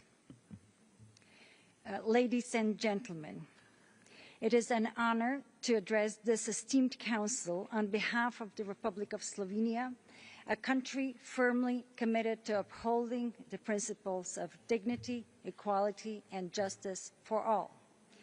The 18th anniversary of the United Nations, a milestone we celebrate this year, invites us to reflect on the enduring importance of human rights, multilateralism, and the rules-based international order, all of which have faced serious challenges in recent years. The UN was born out of the ashes of the Second World War. As we commemorate this anniversary, we also remember the liberation of Auschwitz-Birkenau and the horrors of the Holocaust. This year, we also commemorate the 30th anniversary of the Srebrenica genocide. These tragedies remind us of the consequences of hatred, intolerance, and the failure to protect the most vulnerable. They compel us to renew our pledge, never again. Yet today, we face some 70 conflicts around the world, causing immense suffering and destruction, from Ukraine, where it has been 3 years since the unprovoked and illegal Russian aggression, to Sudan, where millions are subject to violence, displacement, and hunger. While we see some steps in the right direction in the Middle East, there remains an urgent need to ensure that the fundamental human rights of all people, including of the people in Gaza, are respected and that they can live in dignity and safety. All this underscores the urgent need for collective action, as human rights are also the very foundation of peace and security. The UN Human Rights Council plays a central role in this endeavor. Slovenia strongly supports, from the very outset, the Council and the Office of the High Commissioner for Human Rights in their efforts to address violations, promote justice, and prevent future atrocities. Prevention must remain at the very core of our work, as only through early action can we avert the escalation of conflicts and protect human dignity. As the High Commissioner reminds us, human rights are a low-cost investment with high returns. As a member of the Security Council, Slovenia firmly believes that human rights must be an integral part of all the Security Council deliberations. For my country, the rights of those who are marginalized are a priority. On the 30th anniversary of the Beijing Declaration and Platform for Action and the 25th anniversary of the UN Security Resolution 1325 on women, peace and security, Slovenia reaffirms its commitment to gender equality and the empowerment of women and girls. In the face of rapid demographic change, the human rights of older persons should receive more attention. We believe it is time to take concrete action to address the existing gaps in human rights protection so that older persons can enjoy their human rights on an equal basis and participate actively in societies. Similarly, we must advance the implementation of the right to a clean, healthy and sustainable environment, a right that Slovenia has been an avid promoter of. As we face manifold challenges, we must never lose sight of our responsibility to uphold the human rights of every individual. It is in this spirit that Slovenia stands for membership of the UN Human Rights Council for the period 2026 to 2028. We pledge to work tirelessly to strengthen the Council's effectiveness, promote inclusiveness, and ensure that no one is left behind. As we look to the future, let us honor the memory of those who have suffered and died in conflicts and atrocities by building a world where human rights are respected, protected, and fulfilled for every human being. Together, we can and must make a difference. Thank you.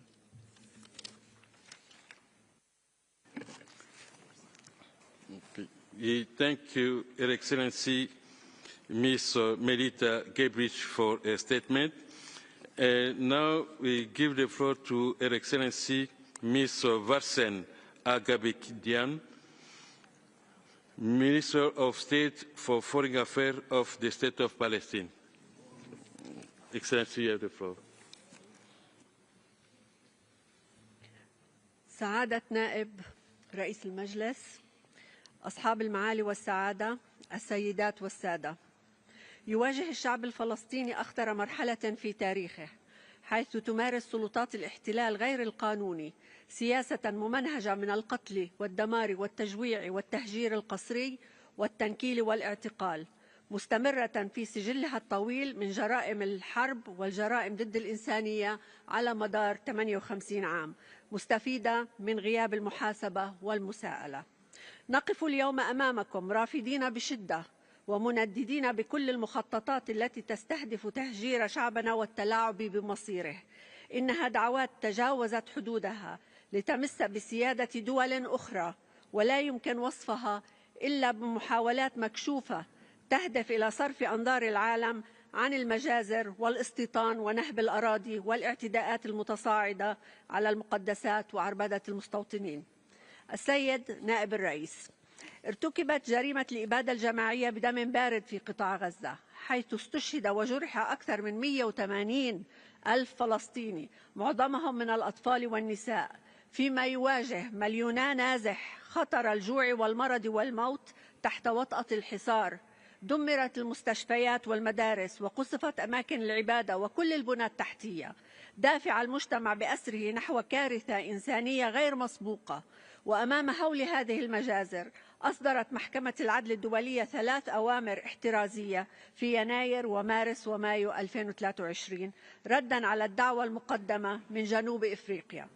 وفي الضفة الغربية تتواصل الإعدامات الميدانية والاعتقالات التعسفية، ويستمر الاحتلال في هدم المنازل، بينما يزداد الاستيطان توسعاً لالتهام ما تبقى من الأرض الفلسطينية. تتزايد هجمات المستوطنين على المواطنين العزل تحت حماية جيش الاحتلال الذي يسهم في تأمينها.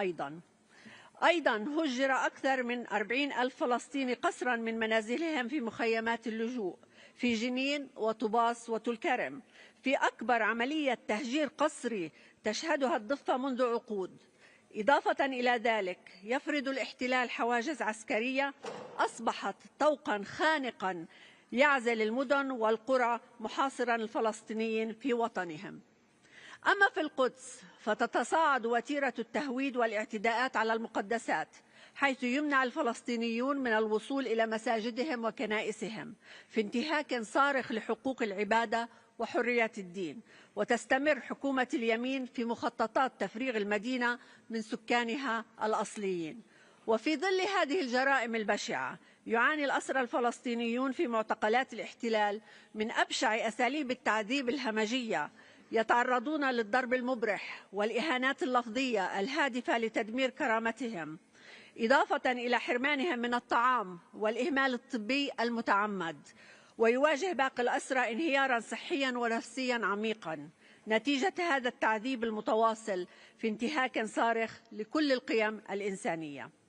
وبالتوازي تتعرض وكالة الأونروا لهجمة شرسة تستهدف إنهاء دورها وتقويضها، باعتبارها شريان الحياة لأبناء شعبنا في كافة أماكن اللجوء، الأمر الذي يتطلب موقفاً دولياً بأنه لا بديل لها ولدورها الآن وفي المستقبل، ولا تقليص لمهامها أو إضعاف لتمويلها، إلى حين تحقيق حقوق اللاجئين الفلسطينيين في العودة لوطنهم استناداً للقرار 194.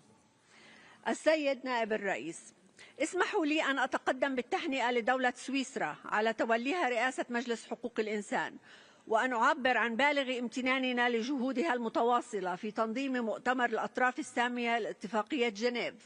ونأمل أن تثمر مخرجات هذا المؤتمر عن توجيه التزامات واضحة للدول الأطراف تفرض عليها مسؤولياتها في احترام القانون الدولي وإنهاء الاحتلال الإسرائيلي غير القانوني للأرض الفلسطينية. إن الأمن والاستقرار الدوليين لا يمكن أن يتحققا إلا بالتزام دولي جاد ومسؤول لتنفيذ حل الدولتين. وفي هذا السياق يشكل المؤتمر الدولي للسلام الذي سيعقد في نيويورك في منتصف حزيران المقبل تحت الرئاسة المشتركة للمملكة العربية السعودية وفرنسا فرصة تاريخية لبلورة رؤية جماعية تدفع باتجاه إنهاء الاحتلال والاعتراف الدولي الكامل بدولة فلسطين والحصول على عضوية كاملة في الأمم المتحدة، بما يضمن السلم والأمن في المنطقة استنادا إلى قرارات الشرعية الدولية، وعلى رأسها قرارات مجلس الأمن 242 و 338. وفي ظل المحاولات العديدة لإسكات صوت الحق، نجدد مطالبتنا للمجتمع الدولي بضرورة تعزيز دور مؤسسات العدالة الدولية بما فيها المحكمة الجنائية الدولية التي تتعرض لتهديدات وعقوبات بسبب سعيها الجاد لمحاسبة مجرمي الحرب. ونؤكد على ضرورة أن تقوم الدول بالوفاء بمسؤولياتها في هذه المرحلة التاريخية الفارقة، ونحيي تلك الدول التي وقفت بشجاعة في وجه آلة القتل والتدمير واتخذت مواقف أخلاقية وقانونية ثابتة. وأدانت بوضوح الجرائم المروعة المرتكبة بحق الأطفال والنساء والمدنيين العزل، ولم تكتفي بالتنديد بل سارت بخطى ثابتة نحو المحاكم الدولية مطالبة بتطبيق القانون الدولي وإنصاف الضحايا ومحاسبة مجرمي الحرب. السيد الرئيس، أكدت محكمة العدل الدولية في رأيها الاستشاري على عدم قانونية الاحتلال الإسرائيلي وضرورة اتخاذ خطوات عاجلة لإنهائه. وفي ضوء هذا الوضع الخطير لا بد من وضع أجندة عملية مفصلة تحدد مسؤولية الدول في إنهاء هذا الاحتلال الجائر ووضع حد للجرائم ضد الإنسانية والمشاريع التوسعية، بحيث تشمل تطبيق الرأي الاستشاري للمحكمة وتنفيذ القرارات الصادرة عن هذا المجلس بحظر شامل لتجارة الأسلحة مع الاحتلال ووقف جميع التعاملات التجارية مع المستوطنات غير القانونية. ألم يأن الأوان للعالم أن يحقق عدالة ولو جزئية لأطفال تقطعت أجزاءهم ونساء أشلاءهن في الشوارع وعائلات محيت بالكامل من السجل المدني؟ إن دولة فلسطين ملتزمة بتطبيق القانون الدولي والعمل مع كافة المنظمات الدولية المختصة والشركاء لإحلال السلام والعدالة.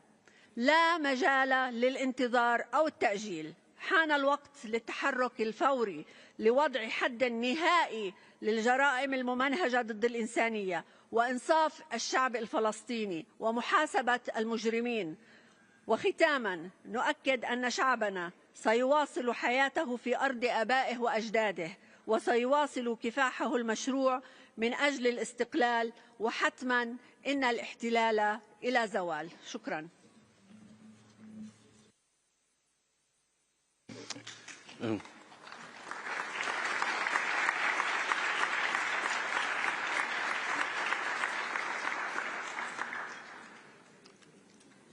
I thank the Minister of State for Foreign Affairs of the State of Palestine for a statement. Now I give the floor to His Excellency Mr. Jordan Garlik Ramdan, Minister for Foreign Affairs and European Affairs of Croatia, by video.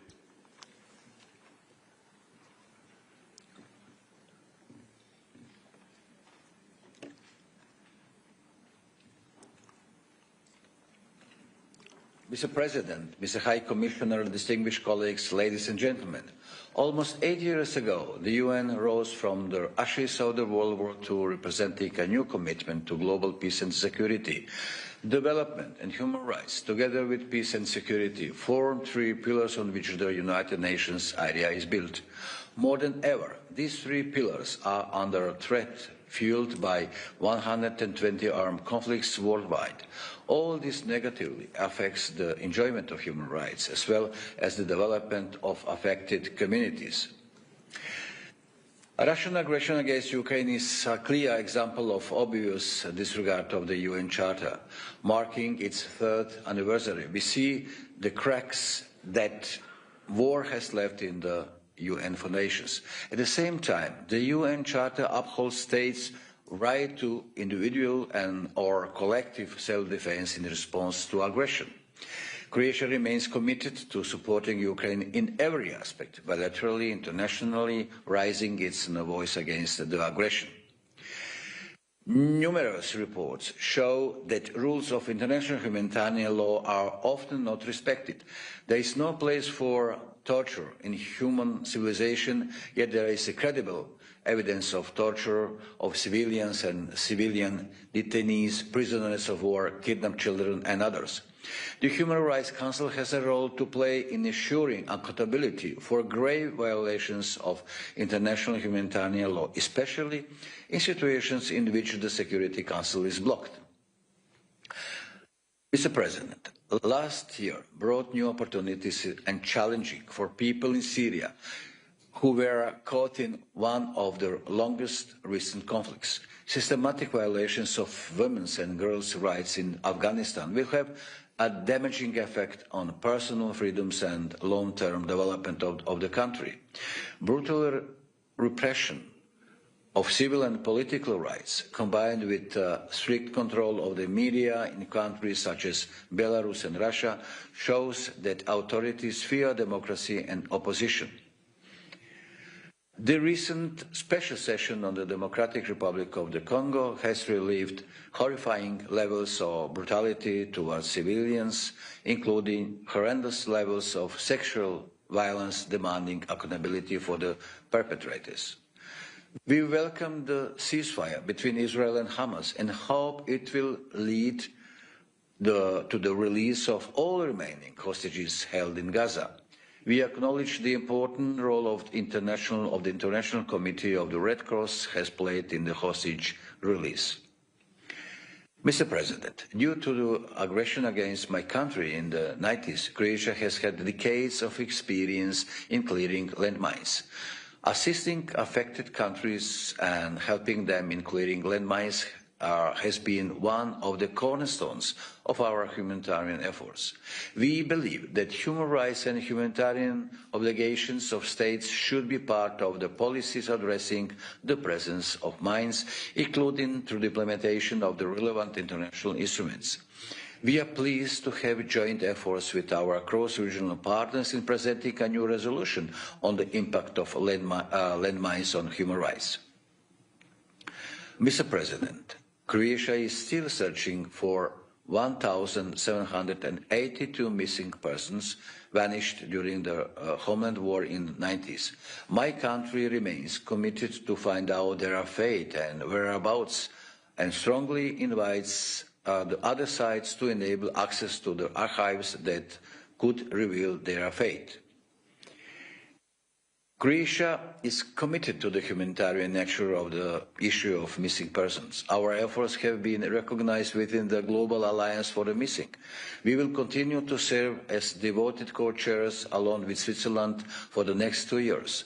We are looking forward to the Universal Periodic Review later this year. We shall continue our work within the Human Rights Council and beyond on the universal promotion of these rights for all. Thank you.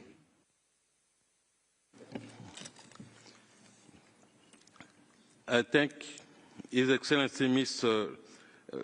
Jordan. And now I give the floor to Her Excellency Ms. Noura bint Mohammed Al-Kawi, Minister of State at the Ministry of Foreign Affairs of the United Arab Emirates.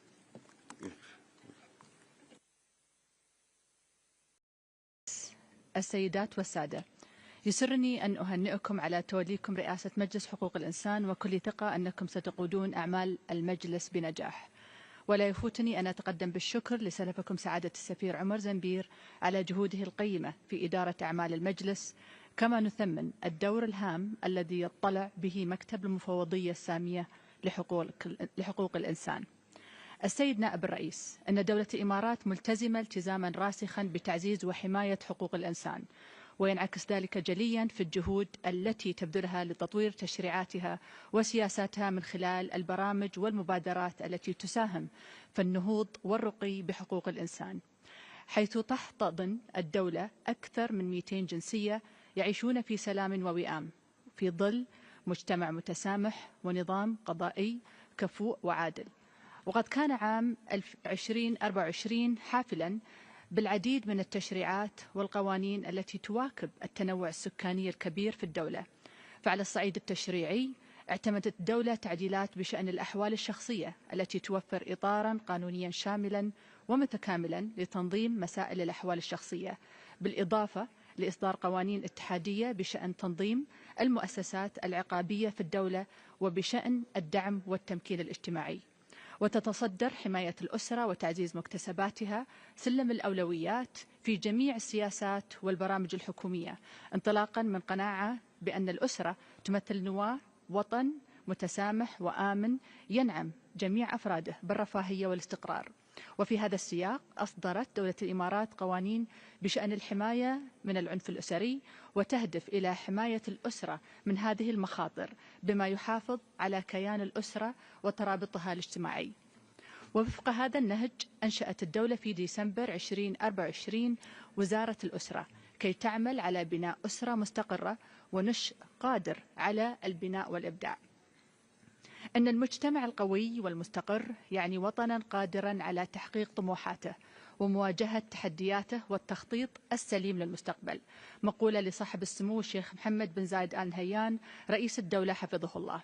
وفي تجسيد لهذه الرؤية أعلنت دولة الإمارات عن تخصيص عام 2025 ليكون عام المجتمع تحت شعار يدا بيد نحو مجتمع متماسك ومزدهر. كما تواصل دولة الإمارات وبخطى ثابتة جهودها في تمكين المرأة والمساواة بين الجنسين، حيث تتبوأ المرأة في وطن أرفع المناصب وتتواجد في مختلف مواقع القيادة العليا التي تتصل بوضع الاستراتيجيات واتخاذ القرار. وتتويجا لهذه الجهود حصلت دولة الإمارات على المرتبة السابعة عالميا والأولى إقليميا في مؤشر المساواة بين الجنسين لعام 2024 الصادر عن برنامج الأمم المتحدة الإنمائي. السيد نائب الرئيس، يشكل التسامح أحد المبادئ التي رسختها قيادتنا الرشيدة منذ قيام الاتحاد، حيث جعل مؤسس الدولة الشيخ زايد بن سلطان آل نهيان طيب الله ثراه العدل والمساواة والتسامح واحترام الآخر نهجا لا يقتصر على الداخل فحسب، وإنما يحكم علاقات الدولة بالعالم. وفي هذا السياق اعتمد مجلس الأمن قرار تاريخيا رقم 2686 حول التسامح والسلام والأمن الدوليين، اشتركت في صياغته دولة الإمارات، ويقر للمرة الأولى بأن خطاب الكراهية والتطرف يمكن أن يؤدي إلى تفشي هذا الداء وتكرار النزاعات في العالم. السيد نائب الرئيس، تحرص دولة الإمارات على تعزيز تعاونها مع مختلف أجهزة ولجان الأمم المتحدة لحقوق الإنسان، وفي هذا الإطار أطلقت وبشراكة مع مكتب المفوضية السامية لحقوق الإنسان برنامجا تدريبيا يهدف لإعداد كادر وطني متخصص في مجال حقوق الإنسان. وفي منتصف ديسمبر 2024 استضافت الدولة المقررة الخاصة المعنية بالعنف ضد النساء والفتيات في إطار زيارة ميدانية أشادت خلالها بالجهود المبذولة والتقدم المحرز نحو مناهضة العنف ضد النساء والفتيات. كما تفخر دولة الإمارات بشغلها عضوية مجلس حقوق الإنسان ل3 فترات، وإذ تؤمن بالدور الهام الذي يطلع به في حماية هذه الحقوق على الصعيد العالمي، يسرني أن أعلن عن ترشح بلادي لشغل عضوية المجلس للفترة من 2028 إلى 2030، حيث نطلع إلى العمل مع كافة الدول لمعالجة قضايا حقوق الإنسان في جميع أنحاء العالم. السيد نائب الرئيس، تواجه منطقة الشرق الأوسط تحديات كبيرة تتطلب تكثيف الجهود الإقليمية والدولية الداعمة لتحقيق السلام الشامل. نضع نصب عيوننا رعاية الإنسان الذي عانى من الحروب والصراعات السياسية، وفي هذا الإطار نؤكد دولة الإمارات على موقفها التاريخي والثابت والراسخ تجاه صون حقوق الشعب الفلسطيني، وتشدد على ضرورة إيجاد أفق سياسي جاد يفضي إلى حل الصراع الفلسطيني الإسرائيلي وإقامة دولة فلسطينية مستقلة ذات سيادة وعاصمتها القدس الشرقية. توجه دولة الإمارات والأولوية القصوى لديها هي دعم الحلول السياسية المبنية على الحوار وتجنب المواجهات والتصعيد وتعزيز العمل الإغاثي والإنساني لرفع المعاناة عن الشعوب. وفي الختام أؤكد لكم عزم دولة الإمارات على مواصلة جهودها نحو تعزيز وحماية حقوق الإنسان والعمل مع الدول الأخرى ومن خلال الأمم المتحدة للارتقاء بحقوق الإنسان في كافة أنحاء العالم. وشكرا السيد نائب الرئيس. I thank you, Your Excellency, for a statement. And now I give the floor to Mr. Enrid Aiziraj, Deputy Minister for Europe and Foreign Affairs of Albania. Excellency, you have the floor.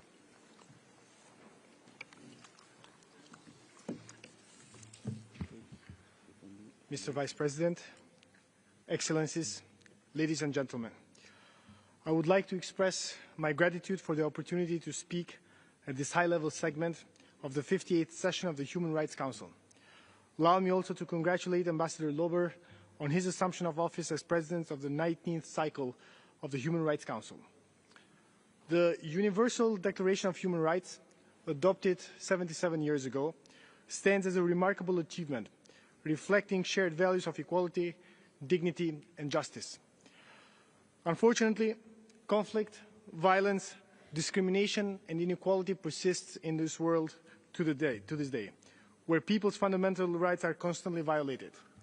Now more than ever, it is crucial to ensure that the principles enshrined in the Universal Declaration of Human Rights are upheld. The third grim anniversary of Russia's full-scale invasion of Ukraine marks a pivotal moment in the ongoing fight for freedom, sovereignty, and the protection of democratic values and fundamental human rights. The human cost of this brutal aggression is staggering.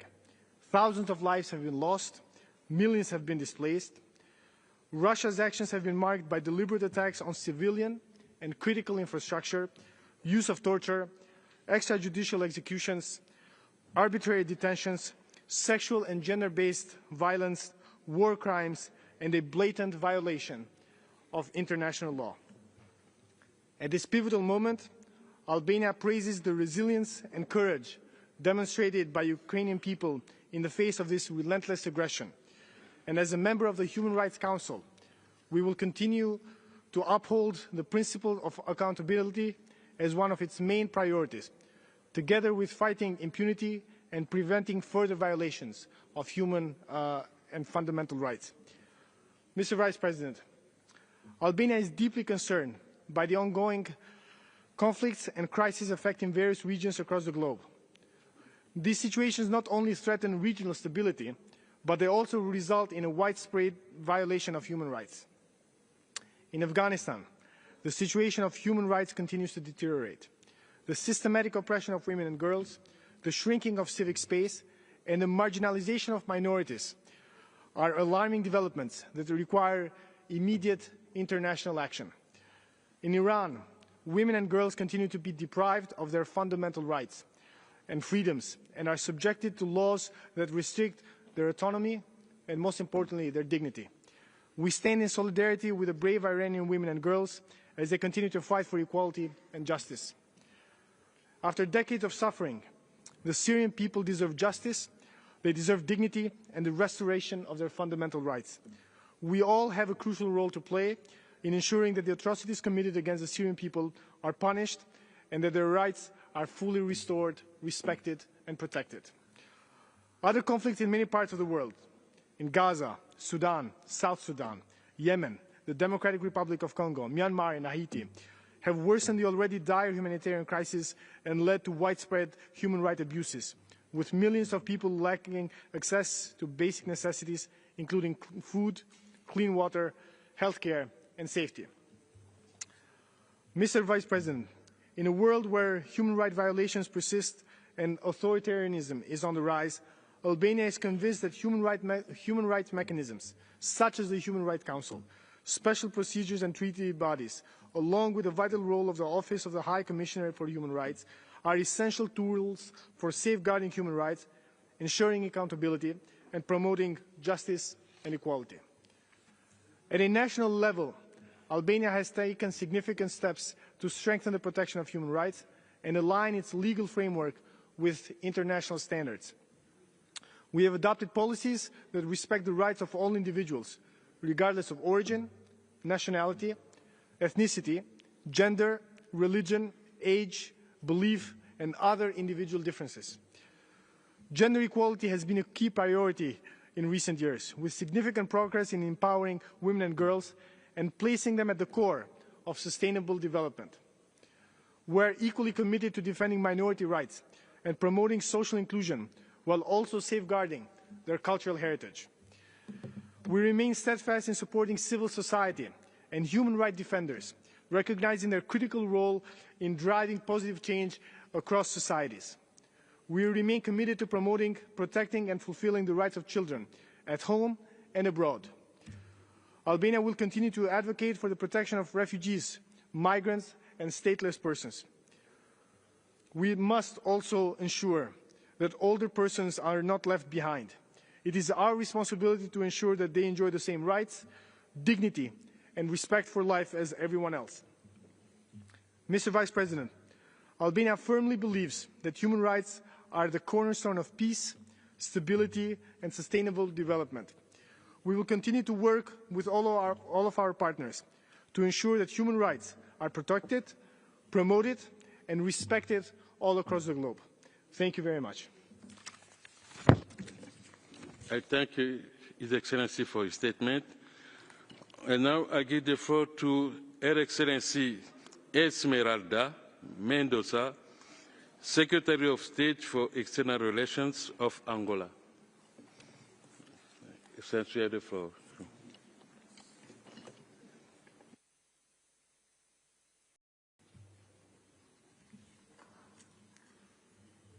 Senhor Presidente, Excelências e ilustres representantes dos Estados-membros, é com elevada honra que participo neste debate e reiterar a confiança da República de Angola ao trabalho do Conselho, seus órgãos e mecanismos, num contexto de vários desafios globais que o mundo atualmente enfrenta.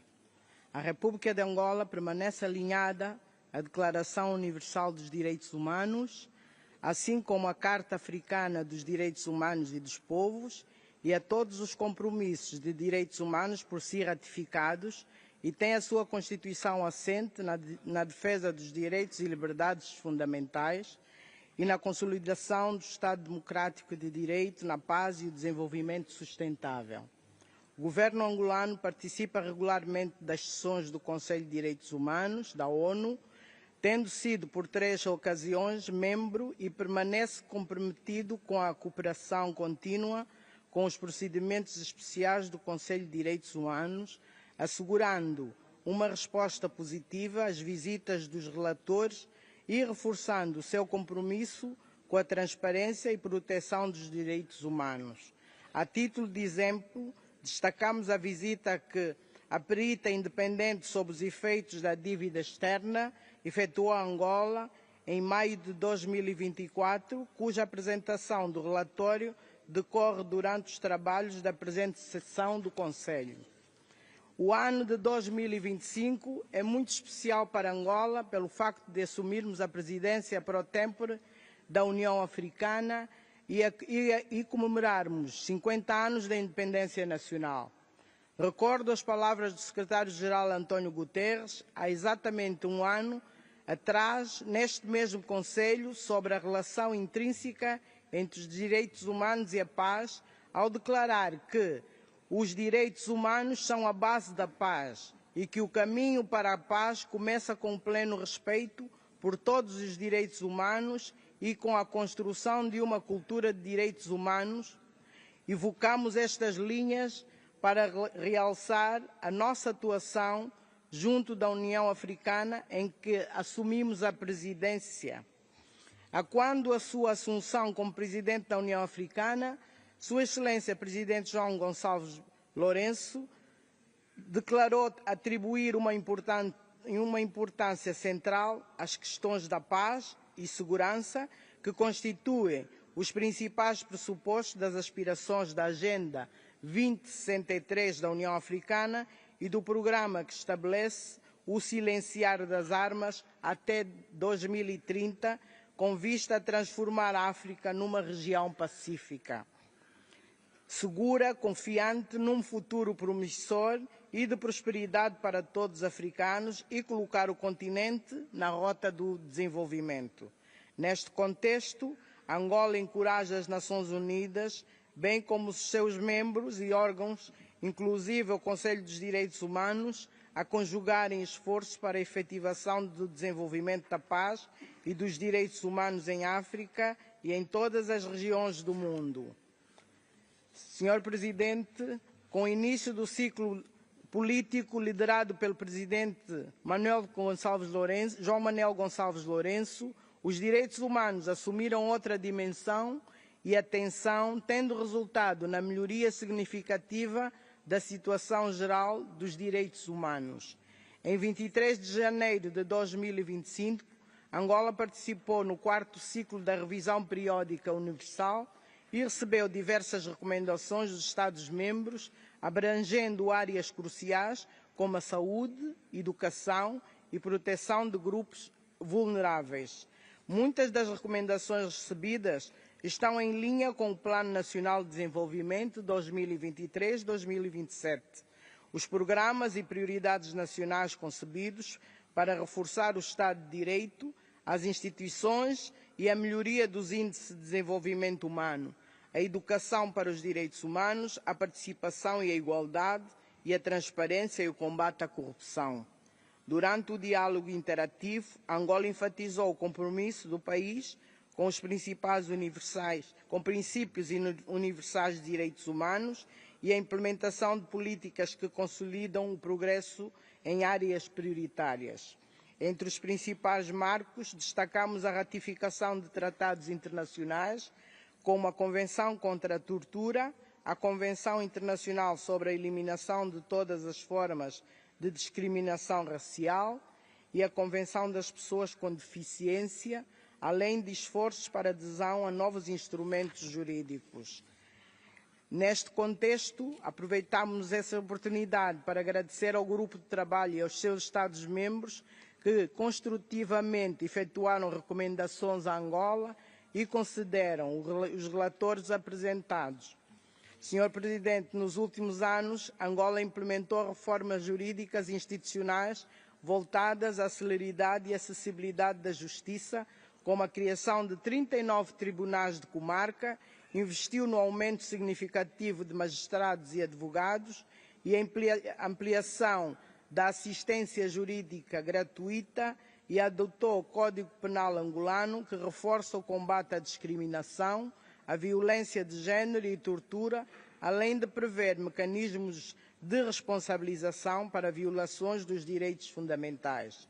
No âmbito social, Angola prioriza a erradicação da pobreza e a promoção de desenvolvimento sustentável, investindo 30% do orçamento geral do Estado no setor social.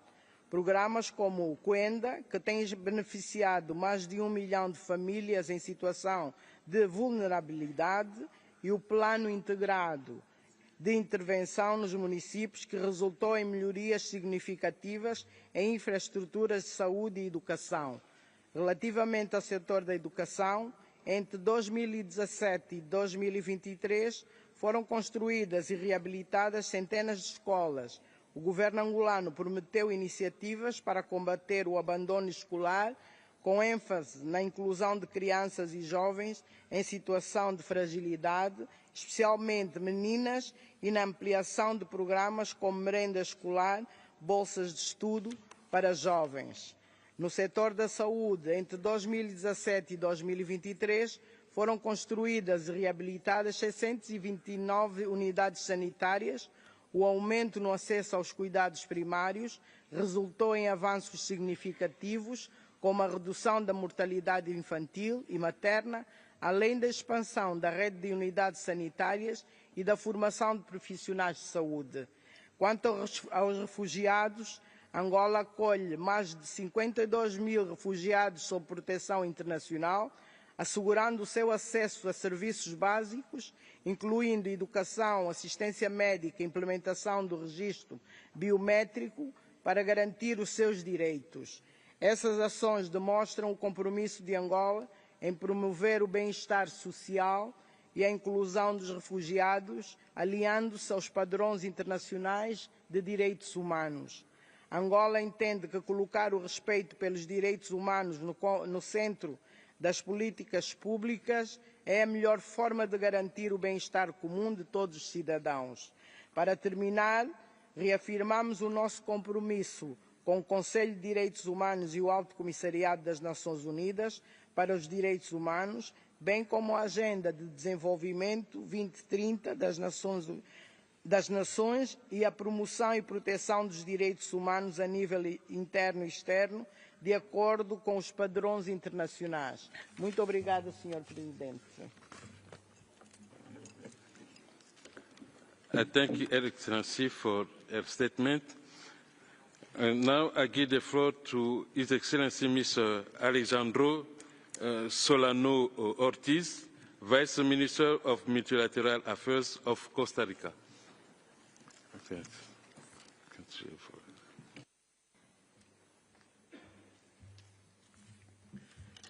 Señor Presidente, señora alto comisionada, excelencias, amigos, atravesamos una época de profunda agitación geopolítica. Las democracias, imperfectas como somos, estamos llamadas a actuar, a liderar en la defensa de la paz y a recordar el papel fundamental del multilateralismo y del derecho internacional que garantiza el respeto por los derechos humanos. El autoritarismo pareciera estar ganando terreno a nivel mundial.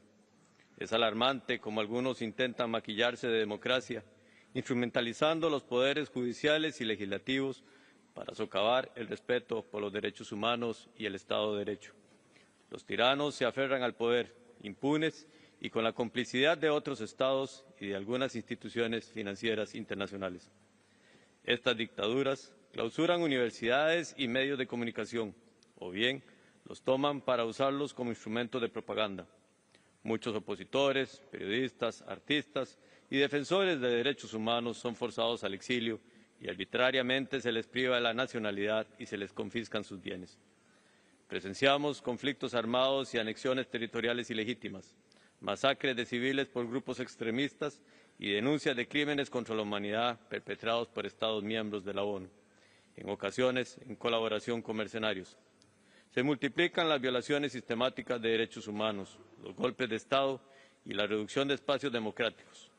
Todo ello exacerbado por la desinformación, las noticias falsas y la triple crisis planetaria de pérdida de biodiversidad, cambio climático y contaminación. Sin embargo, en este clima de creciente división, debemos aprovechar para reafirmar los ideales fundacionales de nuestro sistema internacional. Es crucial promover más espacios de diálogo y de entendimiento, priorizando siempre al ser humano y los valores universales de no discriminación e igualdad. Los derechos humanos deben ser la referencia para avanzar, para lograr un desarrollo sostenible tangible. Las políticas públicas, las iniciativas regionales de cooperación, los nuevos tratados internacionales que se negocian en diversas materias deberán siempre estar guiados por un enfoque basado en los derechos humanos como un piso mínimo del compromiso y acuerdo que oriente su ejecución. Nunca es un buen momento para escondernos, y menos cuando el multilateralismo está siendo objeto de ataques. Es el momento para comunicarnos, para generar más encuentros de discusión, abiertos, transparentes y con la participación de la diversidad de actores. Señor Presidente, cada Estado ha asumido sus compromisos de derechos humanos de manera absolutamente soberana y voluntaria, ya sea acogiendo la Declaración Universal y la Declaración de Viena, o bien mediante la ratificación de los diversos instrumentos internacionales. Costa Rica hoy se permite recordar en este foro que en el derecho de los tratados existe un principio clave: los pactos son para cumplirlos, pacta sunt servanda. Es una máxima que además aplicamos a diario en nuestro quehacer diplomático, el valor de la palabra y, si se quiere, del papel. Debe haber coherencia entre los compromisos asumidos y las acciones que se realizan en el terreno. Respetar las obligaciones del derecho internacional de los derechos humanos y el derecho internacional humanitario no es una opción, es un imperativo adquirido soberanamente por cada Estado ante la comunidad internacional y que lo obliga frente a todas las personas en su territorio. Costa Rica insta a todos los miembros y observadores de este Consejo no solo a hablar de derechos humanos, sino a actuar en consecuencia, a respetar no solo los instrumentos internacionales, sino también los regionales. Mi país hace un llamado a redoblar esfuerzos conjuntos para proteger y promover los derechos humanos de todas las personas, y esto empieza en esta sala de negociaciones. Seré muy franco, señor presidente. La membresía de este Consejo es un asunto de enorme privilegio, pero también de gran responsabilidad.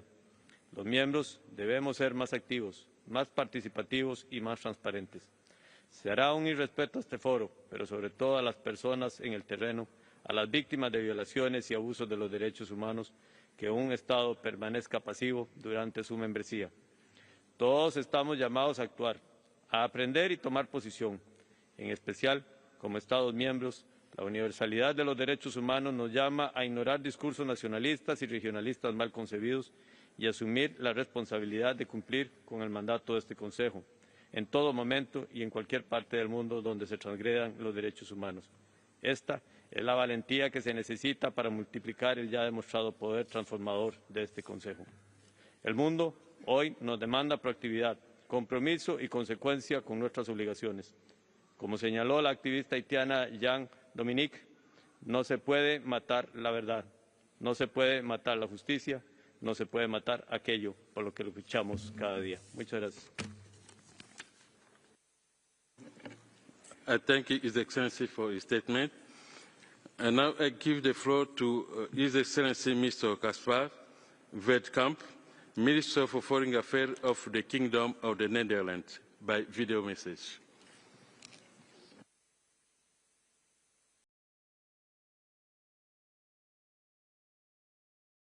Your Excellencies, ladies and gentlemen, the world is in turmoil and the protection of universal human rights is under threat. In recent years, freedom of expression and freedom of religion have continued to decline. More journalists were killed in 2024 than in any previous year.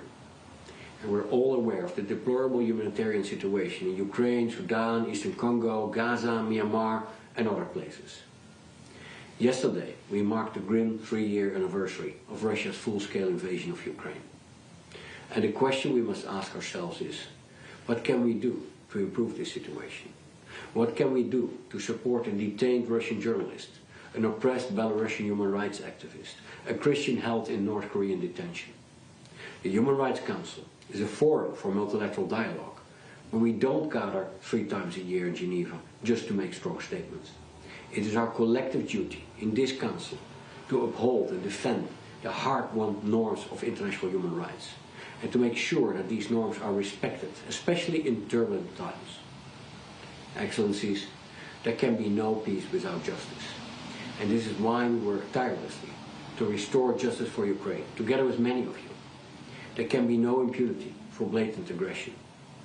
Victims of Russian aggression deserve compensation.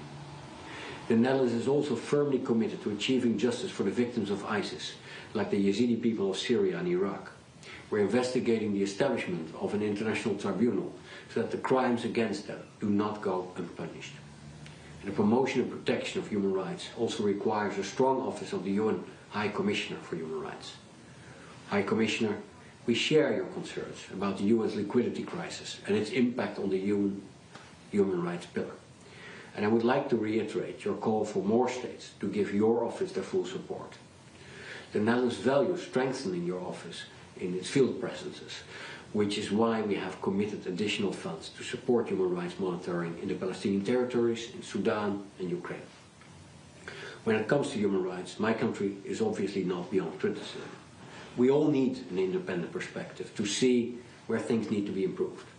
And that's why we continue to advocate for civil society organizations to engage with the Human Rights Council. So, Your Excellencies, ladies and gentlemen, our commitment to human rights is not a hopeless endeavor. There are signs of hope, like in Syria, where an opportunity for a more peaceful and inclusive society exists.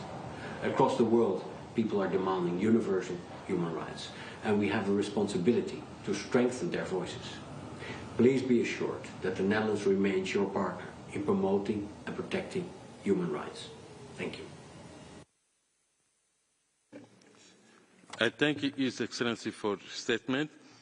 Now I give the floor to Ms. Marjana Swarslagic, President of the International Committee of the Red Cross.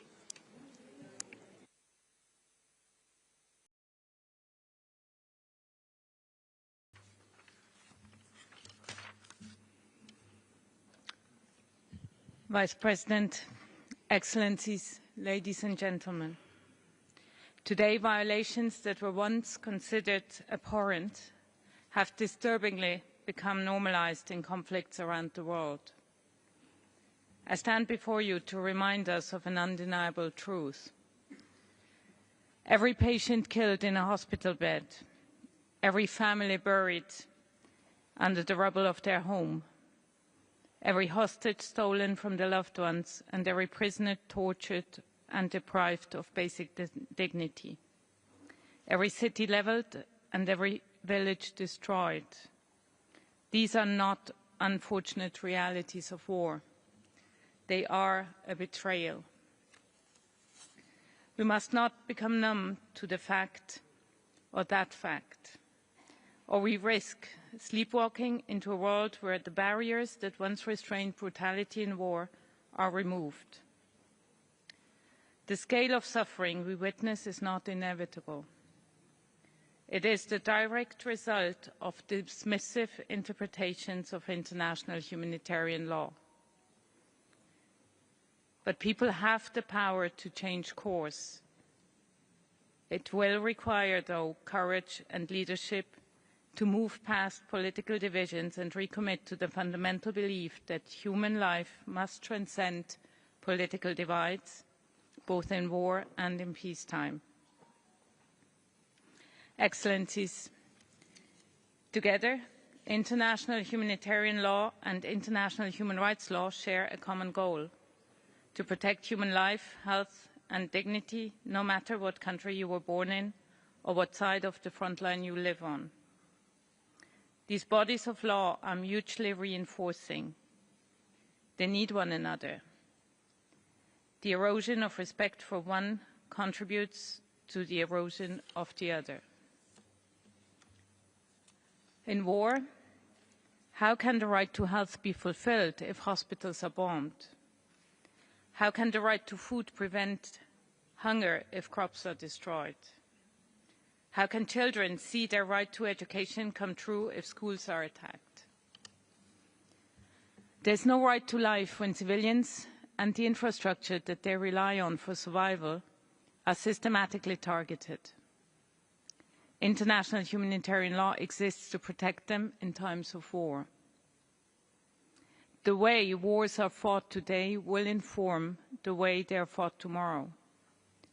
Where basic humanitarian rules are violated, rebuilding costs skyrocket and new security threats arise.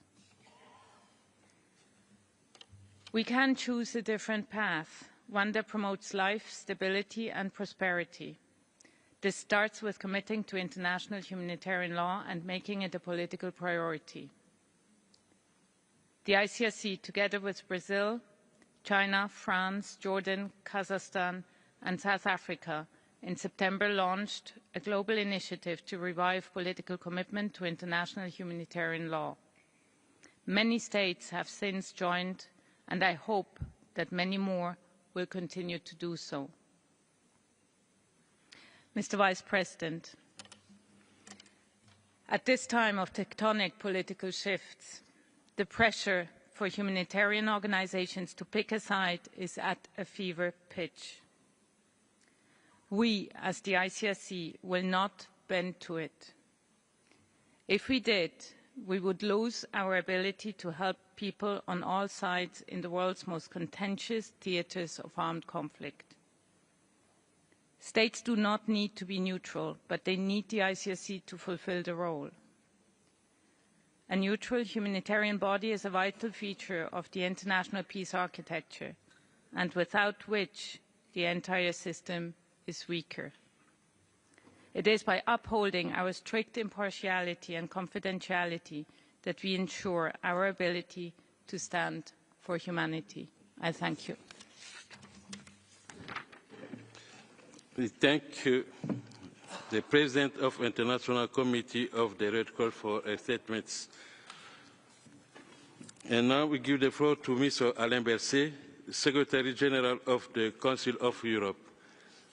Vous avez la parole.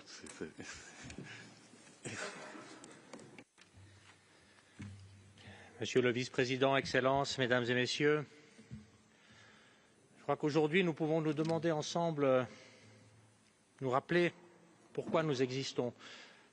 Pourquoi est-ce que les Nations Unies ont vu le jour il y a 80 ans? Pourquoi et comment le Conseil de l'Europe, l'institution que je représente ici, souffle un vent de liberté, un vent de justice avec la Convention européenne des droits de l'homme depuis 75 ans? Eh bien, c'est parce que c'est dans la paix, ou formulé autrement dans le refus de vivre la guerre, que nous trouvons nos origines conjointes.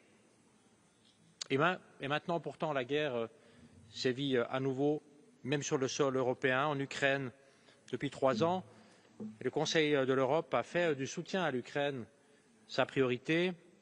Nous nous sommes engagés autour de 3 axes d'action qui, tous les 3, sont fondamentalement ancrés dans la défense des droits humains. D'une part, la justice, que l'impunité ne l'emporte pas pour toutes les violations de droits humains qui ont été perpétrées. Deuxièmement, la protection des enfants ukrainiens. Et troisième élément, la reconstruction du pays. Et le principe dans tout ça est clair. Le principe d'action est très clair, c'est non à l'impunité. Ces dernières semaines, nous avons pu réaliser des progrès importants pour la mise en place d'une commission des réclamations fondée sur le registre des dommages, ainsi que pour la création d'un tribunal spécial pour le crime d'agression. Et je viens, c'était aussi une des priorités, de nommer une envoyée spéciale pour la situation des enfants d'Ukraine. Alors maintenant, Monsieur le Vice-président, Excellence, j'aimerais poser devant vous la thèse suivante. Il n'y a pas de protection efficace et stable des droits humains sans un état de droit qui fonctionne. Il n'y a pas d'état de droit stable et accepté et qui fonctionne sans une démocratie qui fonctionne. Et il n'y a pas de démocratie sans un investissement massif dans l'éducation et sans que toutes et tous acceptent de jouer dans les règles du jeu démocratique.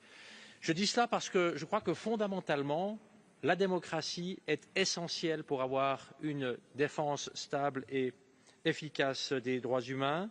Et en même temps, partout dans le monde, y compris en Europe, eh bien, nous constatons que la sauvegarde de la démocratie est un combat quotidien. C'est l'un des grands chantiers auxquels nous devons nous attacher. Nous devons rénover le pacte démocratique, pas juste regarder les choses nous filer entre les doigts. Et c'est pour ça que j'ai lancé un grand projet de renouvellement du pacte démocratique avec l'éducation, qui en est le cœur et le moteur. Nous avons engagé des actions dans ce sens pour contrer les reculs démocratiques, pour contrer les montées d'autoritarisme et de populisme, ainsi que tout ce qui menace par ailleurs la démocratie et nos sociétés démocratiques, notamment au travers de la désinformation. Pour défendre les droits humains, nous avons besoin de conditions. Et ces conditions, eh bien, ce n'est pas d'accepter de vivre dans un monde qui soit dominé par la force, la violence, le rapport de force et l'impunité. Alors que, le rappelait le secrétaire général des Nations Unies en septembre dernier à New York, le niveau d'impunité dans le monde dans lequel nous vivons aujourd'hui n'a jamais été aussi élevé depuis des dizaines d'années. Ce n'est pas ce monde-là que nous voulons. Nous devons tout faire ensemble pour vivre dans un monde dans lequel les relations entre États sont fondées sur le droit, dans lequel les relations sont prévisibles, dans lequel l'environnement de paix peut être créé et poursuivi et que chacun soit redevable de ses actes, en particulier dans les cas où il y a des violations de droits humains.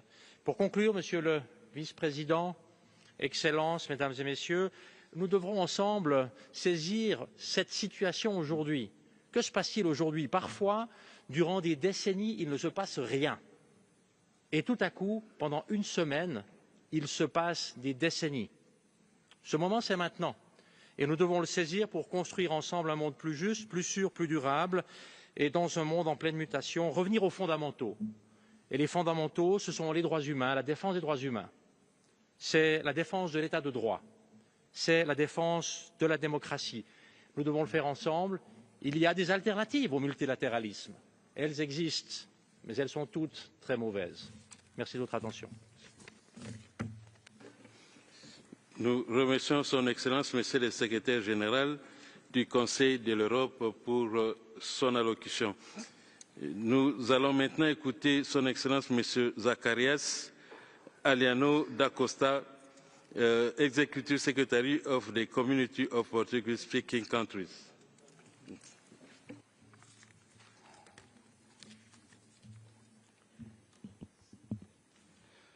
Senhor Vice-Presidente, Excelências, minhas senhoras e meus senhores, é uma honra dirigir-me a este respeitável Conselho num momento determinante para a proteção e promoção dos direitos humanos em todo o mundo.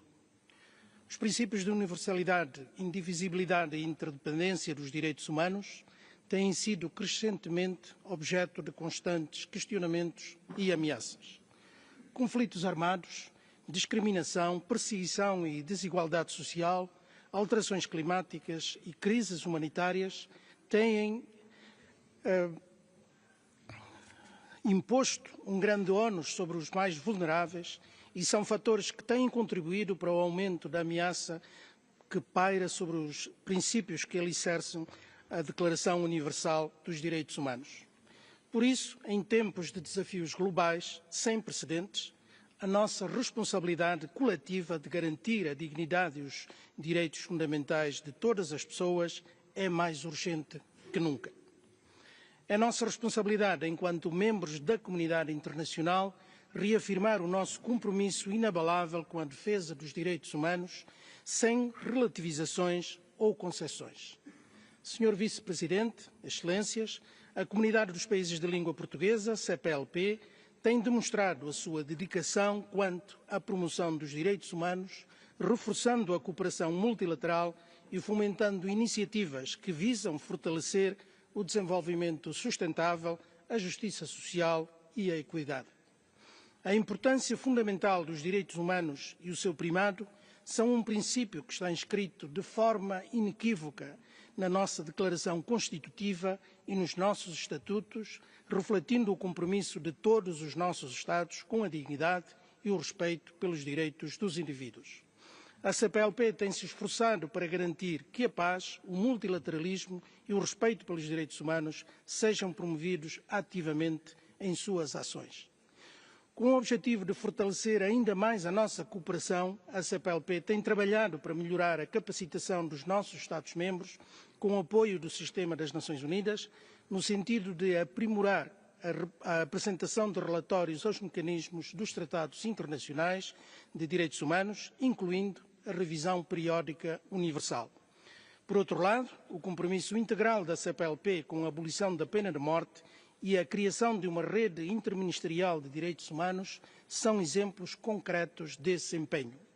Esta rede foi criada com o propósito de aprofundar ainda mais a temática dos direitos humanos no espaço da CPLP e promover um trabalho colaborativo mais robusto. Esperamos contar com o apoio e cooperação do Alto Comissariado das Nações Unidas para garantir a melhor estruturação e operacionalização desta rede e o seu sucesso. Excelências, na CPLP temos sido muito sensíveis à emergência climática que enfrentamos e que afeta diretamente os direitos fundamentais das nossas populações.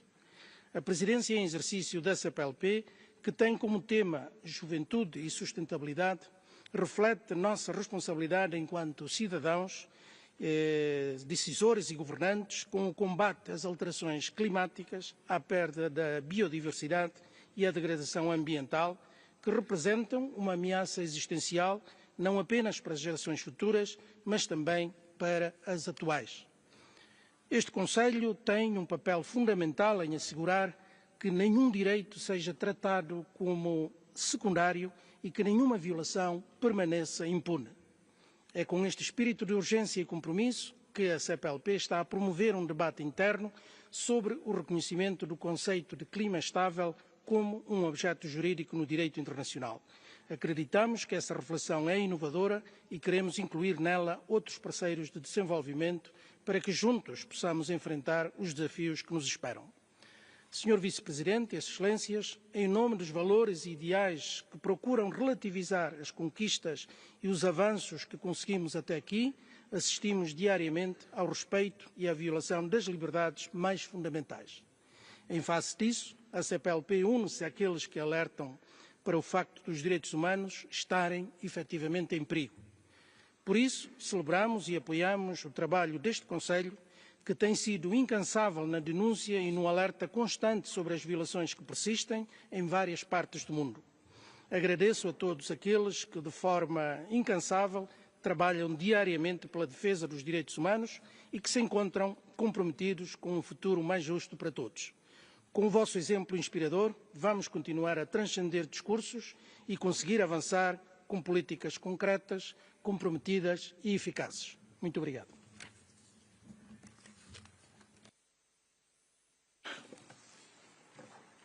Nous remercions Son Excellence pour son allocution.